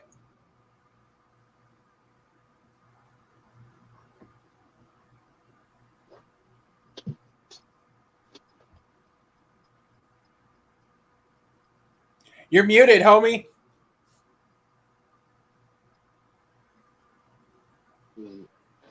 Hello? What up? You're back. Okay. Damn it. I was muted the whole time? Just for a second. God damn it. That's 2 hours. All right. Yeah. Yeah, it was the main event. It was a good match. The champion, lost. So now, it's like, oh shit, can this other person take the title from her? So it was good, man. These women could go. It just so much wrestling nowadays, man. So stuff like this, should be talked about more. But this match was just, it was good. It wasn't bad at all. So it was good, And the end of the show, big up to the women. Alrighty then. JB3, what'd you think? I have to agree with the Villain on that. It was good. I'm glad. I am also glad that Mercedes is okay. I'm trying to figure out where they're going to go with this. It seems like a lot of what Doe said also I think is true. I think that Raquel is taking the lead. Maybe she's going to get a title shot. I think that they keep finding ways to keep Rhea Ripley out of the title picture because they don't want her they must not want her to get there yet for some reason. So having the Mercedes thing happen is another way to get Rhea out and to make Raquel Gonzalez look strong at the same time so that they can build her up for that title match and also have another match between Rhea Ripley and Mercedes Martinez, which will be a sleeper if anybody doesn't know who they are, because I think that match would be fantastic. Alrighty. So, since some of us haven't seen tonight's AEW Dynamite, we're going to quickly get into our predictions, and then we're going to say fair la vie to one of our guests. So let's jump. We didn't talk about Saturday. Well, we haven't gotten to AEW yet, so you roll. We're doing predictions. We're doing predictions first. Saturday night. We haven't gotten there yet, Bo. We're saving the AEW to the end. All right. All right. So we have this match again, but at least it's not MVP. We've got the U.S. title match, Apollo taking on Bobby Lashley. I think Bobby Lashley is going to walk away with this title. At least I hope he does, so Apollo Crews can just go away. Dust, what you got? I like Apollo Crews, but I agree. I think Lashley's going to win. I think this is where Cedric makes the turn. I don't know why you have a faction called Hurt Business with a spokesperson and these powerhouses. They need some gold. Being tough and raw underground doesn't do it. So I'm all for Lashley getting the gold, but I hope that Apollo looks strong and he's still in the picture afterwards. There you go. Villain, who you got? I got to go Bobby Lashley. I got to go WWE booking. It's got to be Bobby. JB3? I think it's going to be Apollo Crews. I think he's going to snap I think he's going to do the outsmart thing. He's going to cheat the cheat, and he's going to win again. And I think he's going to lose it to Bobby Lashley later at another pay-per-view. All right, Ryan, close this out. Yeah, I'm going with Lashley because if Raw has shown Crews Cruz is getting more arrogant. I mean, sure, it was very smart how he was strategic to attack Bobby's knee. But to say that's not going to piss Bobby off going into this match and knowing that the Hurt Business is going to be at ringside, and if that turn from Cedric is going to happen, then it's just this one night where all the chips against Apollo are heavily stacked and it's going to fall towards Lashley. And I've been saying since Lashley and MVP teamed up, Lashley deserves a run with singles gold. Now that MVP's out the way, and since they're going to once again do another Drew and Randy down the road, that's my guess. I have no problem with Lashley getting the U.S. Championship. I mean, I hated it at first, but as far as I'm concerned, we need a change. Alrighty then. All right, next up on the docket, we have the Golden Role Models. That's Sasha and Bayley taking on Nia and Shayna Baszler. Paynemaker, go first. Jeez, like my mic doesn't even want to turn on. Well, it's a toss-up here, honestly. I mean, I still a part of me is thinking maybe they'll do the surprise and the swerve, giving it to Nia and Shayna, but Shayna had been now that Asuka's Raw Women's Champion, we have no idea where this is going to go. I mean, I guess for right now, I'll go with Shayna and Nia, but I don't know. The next night, I could definitely go with the Golden Role Models. Like, let's say they're still tag champs, but then maybe when they do another defense, Sasha walks out, and then that begins the turn. JB3. Shayna Baszler and Nia Jax. Then I think they're gonna be destructive as a tag team, and I think that Marina Shafir and Jessica Duke is gonna walk around with them too, and it's gonna be crazy. And I also think that Bayley and Sasha are gonna finally face each other for the SmackDown Women's Championship at Hell in a Cell inside of a blue Hell in a Cell. Ooh. Villain. I'm picking Shayna and Nia Jax. I'm a fantasy book a little bit. This paper is coming up. I guess see Sasha being the one that like leaves Bayley hanging, because Bayley still has the title. And that's how they could build it from there. That's all I'm gonna say. I'm not gonna. Those are who I'm picking. And Dose, how about you, buddy? All right, well, we talked about this a little bit earlier. This is the match where I alluded to, which I actually would be pretty happy with either result, or could be pretty happy with either result. But because of the state of the women's tag team division, I don't really see much point in changing titles. I think that Sasha and Bayley should be a slow burn with ups and downs. I think they're definitely going to wait for that match for crowds. So I'm thinking at this point it's probably more likely to be a WrestleMania match than anything earlier than that. So I'm going to go with Sasha and Bayley retaining, but I definitely think that in a lot of those matches through those ups and downs, Sasha's either going to be doing the heavy lifting or Bayley's going to get the pin because Sasha ate something, or Bayley gave her a hot tag and Sasha ate something, gets decked, and and then Bayley hot tags again and gets a roll up or something. But whatever it is, it's going to further the tension, but they're going to coexist, and it's going to be a slow burn for a while. So Sasha and Bayley retain. I agree. I'm going Sasha and Bayley. Just I don't know. I don't see them giving it away yet because this is a glorified house show. So we'll see. Next up, Mr. Keith Lee and Randy Orton. I think Keith Lee wins this one, maybe by shenanigans or something. Maybe Drew McIntyre gets involved, something along those lines. But I'm going to take the big man himself. Villain, who you got? This one is crazy. I'm going to pick I got to pick Randy Orton. All right. JB3? I'm gonna pick. Is this a singles match? Yes. I'm gonna pick Keith Lee by disqualification. I think that I hope that Randy Orton punts him and then Keith Lee just looks at him and no sells it. That'd be dope. Paynemaker, how about you?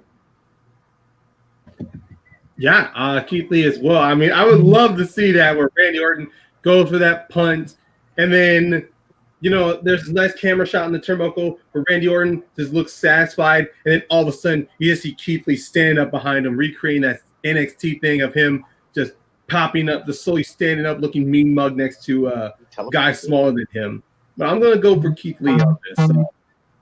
Maybe shenanigans will happen, but I'm going for a clean victory. All right. And Evil Dose. Keith Lee wins by pin. I agree. It'll probably be because of some distraction from Drew McIntyre, whether he's in person or just the music goes on and he's on the Jumbotron or whatnot. But I think Keith Lee goes over in his first match, surprises Orton, and his career ascends. All right. And our last one, probably the most randomest, something we didn't really talk about. The big dog is back. We got Roman Reigns taking on the Universal Champion, The Fiend, and Braun Strowman in a no-holds-barred triple threat match. Which that right there in itself doesn't make sense because triple threat matches don't have any rules anyway. But that being said, I'll go first. Jesus Christ. Someone's having technical difficulties. Yeah. What the?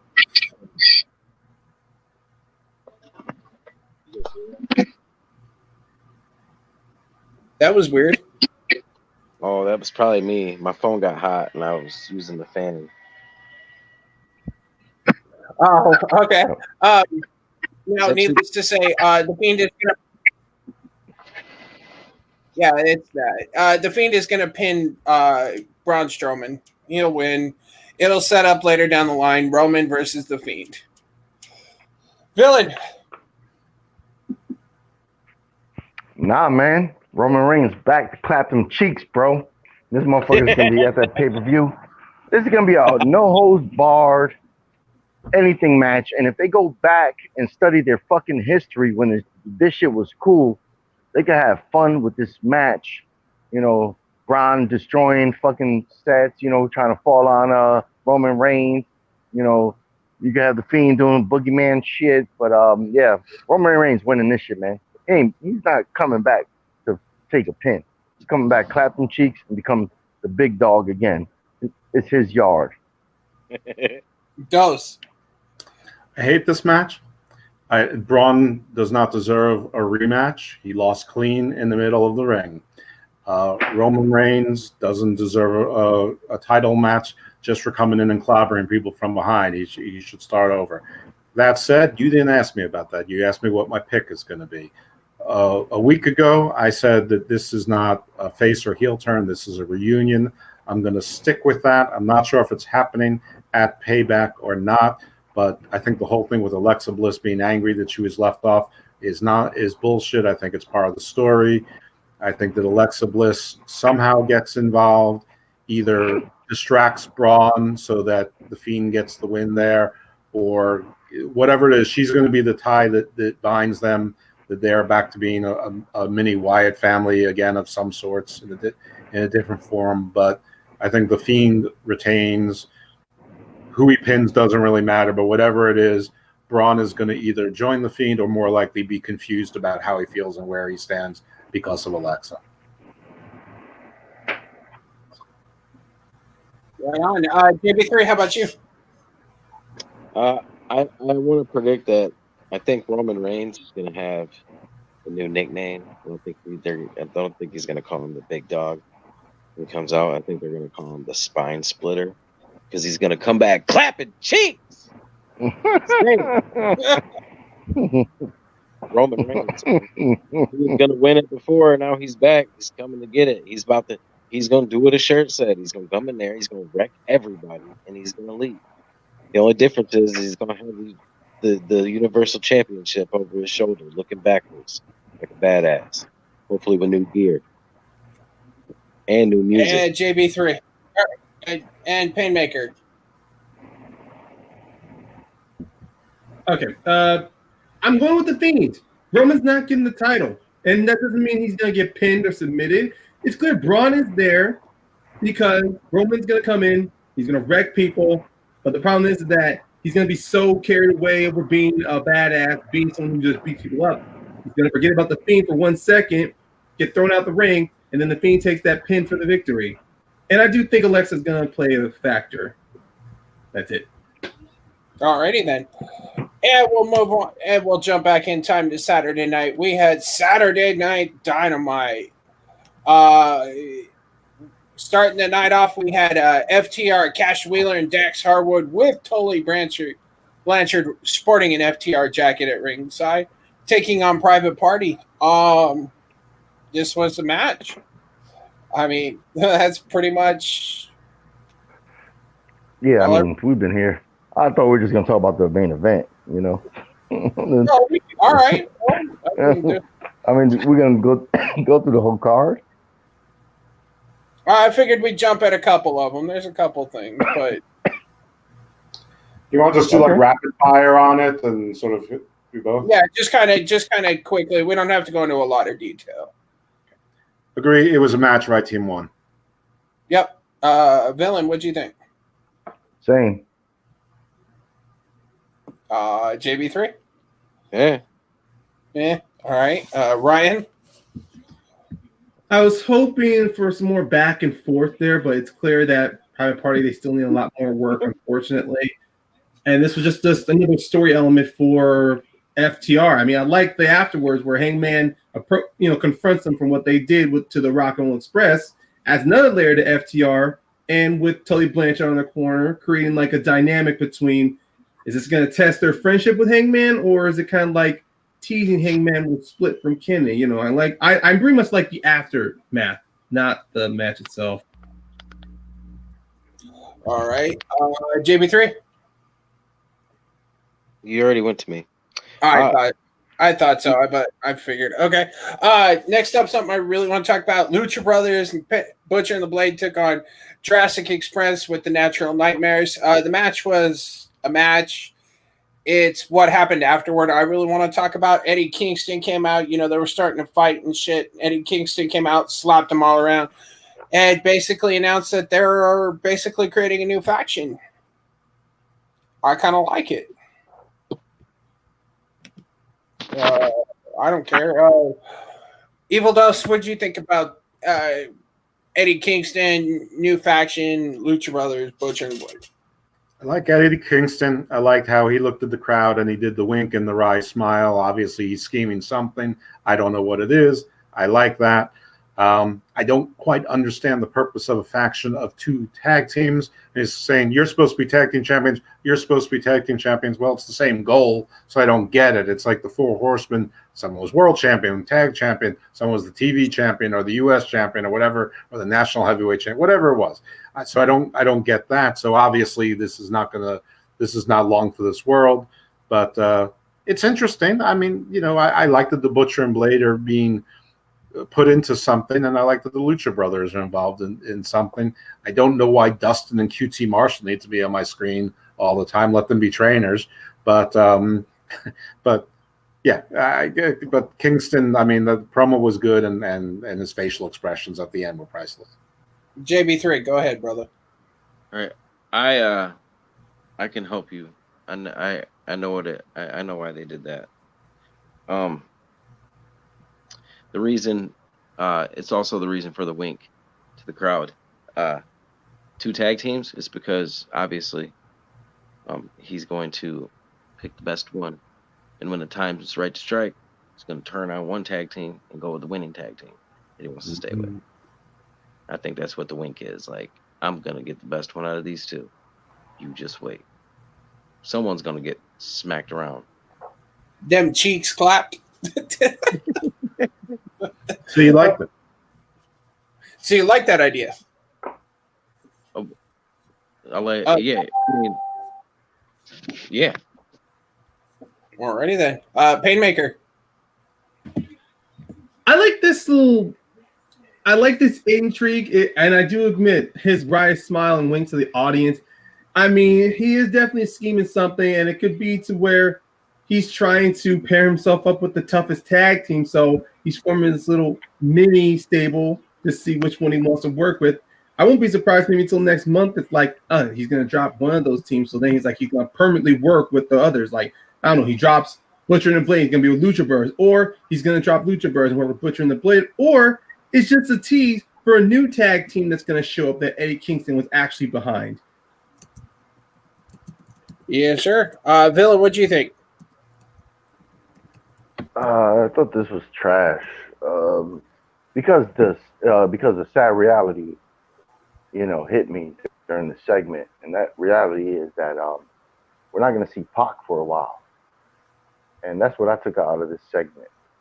Because if we're going to see Pac soon, then him and the Lucha Brothers will still be doing their thing as a team, as a stable, I guess you should say. So this to me is trash, but. Disappointed that this is just confirmation. We're not going to see Pac on our TVs for a while. Yeah. All right. Quickly, let's follow up. You know what we're going to do because it's been 2 hours. I've got some stuff I need to do. What we'll do is we'll hold off because we're going to be back Sunday night after Payback. We'll give our thoughts. What we can do is that'll give everybody time to get caught up on AEW tonight, and we will go at it on Sunday after we drop our final thoughts on Payback. So let's just quickly run it up. We had the finals of the Women's Tag Team Cup, the Deadly Draw. The Nightmare Sisters, Brandy Rhodes and Allie, lost to Ivelisse and Diamante. Shocker of the week. In my opinion, the right team won. I'm shocked because Brandy didn't put herself over. JB3, what do you think? I'm just glad they didn't win. I like Brandy. I want her to try hard and continue to do what she loves to do. I don't think she's horrible at all the things that she does. I think she's actually a good heel, whatever. She's straight. But I don't know. I'm just glad. Not time yet for that tournament to be revolved around her building her character. So it's a good thing. It's a good thing to win. Paynemaker. Yeah, the right team won. Look, I thought that Brandy and Allie would lose in the second round to Tycon.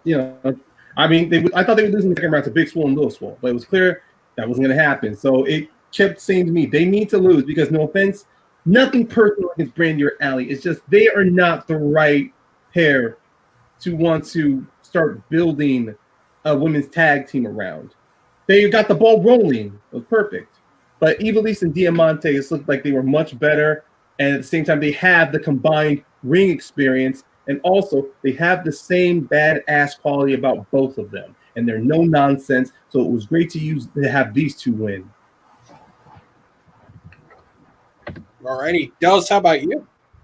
I will say I was not shocked because I think that AEW has been pretty good about not putting themselves over, especially early on in their ascent. And I know this is not Brandy's first incarnation, but it's sort of like a reboot of her as an in-ring performer. So I think they've been pretty good about doing that. Actually, very good about doing that. Much better than anyone thought. Actually, it's been a complaint of the internet that Kenny's not winning everything and this, that, and the other thing. I agree that the right team won. I think that the match was completely unremarkable. I hope that this means that Ivelisse and Diamante have both been signed or will be signed to longer-term contracts to strengthen that women's division long-term, but none of them really impressed me in the ring. I remember Ivelisse being a lot better in prior incarnations where I've seen her at places that we don't talk about. I don't really remember much of Diamante's in-ring work, but I didn't really think that she was. I didn't think she was that impressive. But no, but the right team won. It was fine. The whole tournament was a nice idea. I think the execution was strange, and the casting of it was strange. They didn't use a lot of people they had under contract or had been using on shows. But it's over. Fine. Yeah, Villain. How about you? I think they did it. I think they did their jobs really well, man. They wanted to accomplish something, and they did. You know, everybody was talking shit about Brandy. You know, she did the quick heel turn, and I was even there. You know, I was talking shit like, man. And then they got the fans riled up. Where they're like, oh, Brandy. And then when they had this match, the fans were like, oh, okay. And then they're like, yeah. So they played it smart. So good job for AEW. They build new stars. Build some character. Brandy again. So yeah, they did what they needed to do, man. So it was mission accomplished. Yep. All right. And our main event for Saturday, and the last thing we're going to talk about for this week, we will come back, like I said, Sunday, and we will hit this week's AEW, was Mr. Brody Lee of the Dark Order took on, or let's just put it like this, squashed Cody for the TNT title. I thought Cody was going to drop this title. I didn't think he was going to get fed to Mr. Brody Lee like he was the murder hawk. They wrote Cody off TV because Stars is going into production on a TV show starring Stephen Amell called Heels. It's basically it's a brother, kind of a warrior take on wrestling. Right. Yep. I'm surprised by the way it went about, but I'm happy that it happened. I like the fact that he dumped the Crush title on him. Villain, what'd you think? Oh, I'm going first. Oh shit, we're gonna be here for 10 minutes. So y'all motherfuckers, if y'all need to, I'm last. Go ahead. I'm dead last. All right. Oh, Kang. So yeah, this came out of left field, bro. Came out of left field because all I've been saying is how they've been misusing the big guys. They come in and they're underwhelming. And this time they didn't fuck around, man. Brody Lee came in on some savage shit. He was ragdolling Cody Rhodes, throwing him left and right, center, outside the ring. The ref was lenient, I guess, because title matches or whatever match that needs to fill the storyline, they don't count it out. So he brought him back in, and it was shocker, man. He beat him, the clothesline. It was kind of like, but that's what he pinned him with. But then the aftermath, where they have to bring the stretcher out. Cody always having some extra shit in his matches. I can understand why if people always be talking shit, because he always got to sprinkle more shit on the match. He's like, I'm never having a regular match. Shit, we don't have a helicopter coming through and somebody jumping down off a rope. But anyway, so they put him on a gurney, and then the Dark Order come out. So you got all the motherfuckers out there, right? You got 5, 6, 9, 10. They're all out there and shit. 99. Then, oh wait, yeah. Spoiler. Yeah. And then you have Arn Anderson come out. and then it's like, Arn Anderson, what are you doing, man? You're like 70. Chill the fuck out, bro. But he wants to start throwing blows on motherfuckers, knocking them down, and then he gets jumped. And the aftermath was crazy. The aftermath was crazy, chaotic, but in a controlled way that looked good on camera. So, after they beat Arn Anderson, they throw Cody on the floor. Then they drag out his brother and the Marshall dude. And, Brandy comes out. She jumps on top of him. And then he just turned over. Brody Lee did, still holding the strap. No, I think he gave the strap to somebody else by now. He gave it to one of the henchmen. He looks at her. Annie J comes in with a goddamn chokehold, bro. I was like, whoa. Like, damn. Like, that's what we doing now? Like, yo, that's about it. And, yo, this shit was good, man. And then, the only thing I didn't like was the belt, man. It looked like glass falling out of that bag. Like, damn, that's what he was carrying around. Like, shit. But yeah, man, this was big direction turn. In one night, they really made the Dark Order look savage as shit. And this is excellent execution. Villain out. And I'm gonna say real quick, I am glad I watched AEW before TakeOver because, like, all I wanted to do is talk about this because I'm sitting in the living room with the kid and he's like, "Dad, we got to put on TakeOver." I went, "Bro, we can start TakeOver as soon as this is over." And by the time Cody is done, I was like, "Oh." It kind of reminded me of just this straight up, like, oh my God. TV3, what did you think of Cody getting eaten by that monster? I think it's Cody. Cody knows what to do to get sympathy. He knew that people were already getting sick and tired of him, his shenanigans. So I also think that he planted seeds with this story that nobody knew until it was at the end. Like, for instance, for example, how when he first won the TNT title, they announced it was incomplete, and he, on the road to whatever, said, I really like that this is not incomplete. Like, they called it like Ruth or something. He was like, this is my baby. Like, I want to keep this one. He's like, I almost think if the new one's done, he was like, I want to keep this. He made that one special to him. And then the week before, during the challenge, Brody was like, I'm gonna give you this back when I take that other one from you. And then after everything that Villain just talked about, this dude hits him over the head after all that stuff, and then just empties the belt. He was like, I told you I was gonna give you your belt back. And that belt was so special to him, and it was just ripped to shreds, cut to shreds, just destroyed. Like, first off, the squash match was the best squash match the best squash match and the most surprising squash match since Brock Lesnar, John Cena, SummerSlam 2015, I think it was. Correct. Yep. Also, this was, I think, that is not disagree with that. The best story told. I think this was the best story told. This is the best story told all year by AEW as far as putting. Not only they like got, no pun intended, they redeemed themselves. They got retribution or something. They redeemed themselves for so many flaws in this result. The big man concept that they were talking about, Cody being a big old ego thing, like they cut all of that out and they put all of that to rest. Like, and evidently now Brandy is already a face again. Like, dude, Brandy might be on the road to making history, to becoming the person who takes the Big Show's record that turns face and heel more times. I'm gonna say that, but I gotta say that that was beautiful. I loved it. I gotta go, so I'm gonna go ahead and say goodbye. New Entertainment, Combat Wrestling Trivia, the whole deal every week, you know. So bye, thank you, I love you guys. See you later. I gotta go. Best AEW ending, and loved it. All right, love y'all. See y'all later. Yeah. Peace. You good? Yeah. All right, Paynemaker. Oh wait, you want to go last? I'm sorry. Dubs. All right. Listen, I think that, am I wrong, or wasn't this the week that Ricky Starks came out dressed as Darby Allin? Yeah, it was.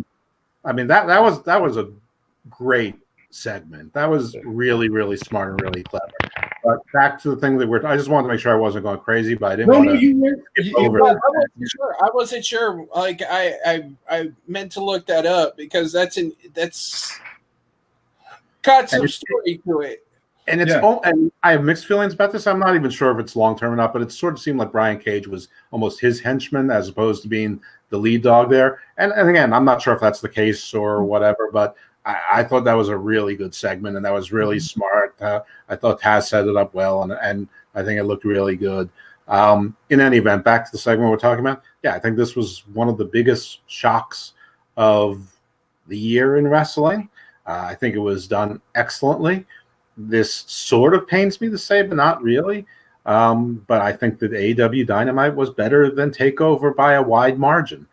And and it was a show that was moved to a different time slot, which was known, pre-taped, and they kept all the spoilers out. There were false spoilers out there, which I'm glad about. The other nice thing, or a nice surprise, is that it was delayed because the basketball game went about a half hour later, and nobody knew that, and they still did well in the ratings. Really not much different than a regular week if they were against a really strong NXT show or something else. So there was a dip, but not, I think they overperformed on a 6, and it turned out to be 6:30, 8:30 with a 1.5 hour overlap over parts of TakeOver, pre-show or otherwise. And it was a great ending. I mean, I didn't think Cody would be squashed like that. I don't know that he needed to be squashed like that. I wasn't aware that he was going off to film it. And, and I think that if it was widely known, I would have heard about it. So good. They kept the secret. AEW is really good about keeping secrets. I mean, that's one thing. They are much better at the art of surprise than WWE. And I don't know if it's because they're not a publicly traded company or not. I don't really think so. I just think they're better at it, or they try. In any event, I thought it was great. I thought every part of it was great. I agree with everything everybody said. I agree that the thing with Brandy was a little bit confusing, but then again, she was a heel before when he was a face. They are married. They don't run from that. So maybe she's a heel about everything else except her husband. I mean, that's not terrible. Anyway, I don't care. That was nitpicking. I liked the thing with Anna Jay. I liked everything about it. I even liked that they had extra Dark Order goons. It wasn't just the usual one. They had other guys, in like waiter outfits with masks who came out to show that there was like a full force that beat up everybody. They were taking nothing for granted. So it was all good. A+. Yep, definitely. And I agree with you. I preferred Dynamite to TakeOver. Just that's the way I felt. So, all righty, gentlemen, we are going to call that a night for tonight. We will be back Sunday to wrap up. Ryan ain't go yet, bro. I was wondering to see if he was going to catch that. Ryan, go ahead, brother. The floor is yours. I was just waiting to see his reaction. No, obviously, I love the ending. I'm not going to run this out. Pretty much JV3 Villain and Evil Dose hit on all the marks about this match. One thing I did like was obviously we weren't going to touch on this, but when they had that Elite versus the 3, 4, and 5 Dark Order and the fact that the Elite wins, in most situations in a storytelling, it could have said that, okay, Brody Lee is going to lose. But the way this built up, the way that Cody got squashed, yeah, 1, unexpected. 2, you really had no idea they were going to pull this off. But also, this is a great way of storytelling Cody's rise with that TNT Championship. Every time he defended it, he got more and more cocky. He started adding more monikers to himself, like calling himself the Prince of Wrestling, or, really giving himself more extra added pyro. And when he went up against Scorpio Sky, coming out with his entire entourage, Cody was showing so many different levels of his confidence growing that Brody Lee, he still did the same. Brody Lee already had like posses coming out, but he didn't need to flaunt it like Cody did. So when I saw that promo with Brody Lee, my mind was finally like, yes, the long-term storytelling they were doing with Brody when he showed up after that loss to Moxley, there was a plan there, and I still kept my faith strong that Brody Lee did not just come back just to get squashed in a big championship match or just to have his fire killed. No, they built him back. They did it piece by piece to where the Dark Order are probably one of the funniest things you're seeing on BTE. They're featured in a lot of matches on AEW Dark. And then just recently, if you saw their track records, that Evil Uno and Stu Grayson had themselves a tag title opportunity. They lost that. Brody Lee was slowly recruiting other people in, like Anna Jay and Colt Cabana. And if you saw with Anna Jay now, she's no longer dancing around the subject of being a part of Dark Order. She is all in with Dark Order. The fact that she needed that approval from Brody Lee to choke Brandy out. It's official there. And now I'm just waiting to where Colt Cabana is going to finally be all in with Dark Order. But it was like, I stayed true. I knew that they had something planned for Brody Lee, and the way they came out with Brody Lee on top, crushing Cody, taking everything that Cody had built and then destroying it within a flash. So whenever Cody does come back, he's going to be at his most humble. And Brody Lee, right now, he's riding on top. He is hot commodities, hot shit right now because he's got that belt. I don't know what he's going to do, if he's going to be power mad or he's just going to be like the gloaty heel. But Brody Lee, man, but I love this. I loved it. All I can say is you obviously haven't seen Dynamite tonight. Yeah, I have not. That's why I was going to jump out, but since we're not doing it tonight, I can end on it. That being said, once you get through Dynamite, that will answer all the questions you had about everything. So, Paynemaker, since you went last, finish us up. Where can people find you? Well, I will definitely be back here on Suplex City chats.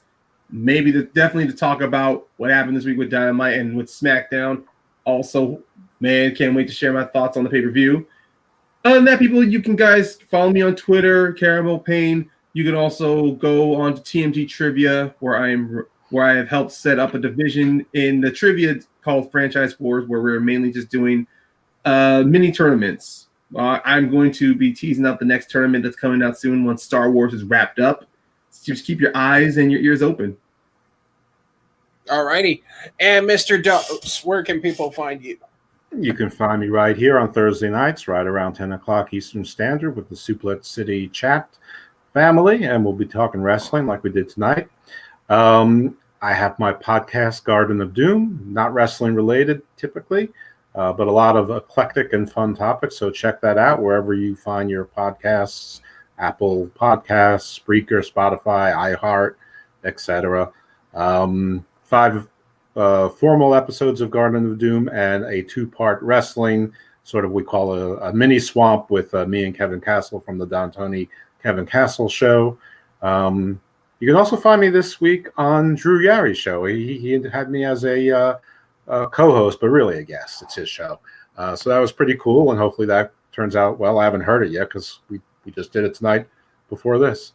On Twitter, Icarus Fell MD. On Facebook, in the Solid Monster Sounds Off Wrestling Podcast Facebook group, where I met Fine Villain, and I think I'll send it off to him there.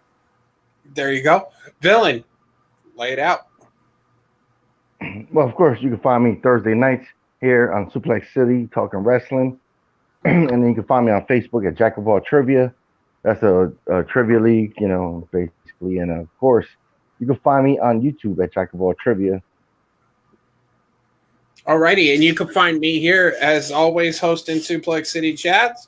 Saturday night, I do After Dark. It's kind of our sit-down talk show. Sunday nights, we do Movie Mania. Also find me over on TMG Trivia. I am kind of spearheading the singles division. Don't forget to like, comment, subscribe, do all that loveliness. And until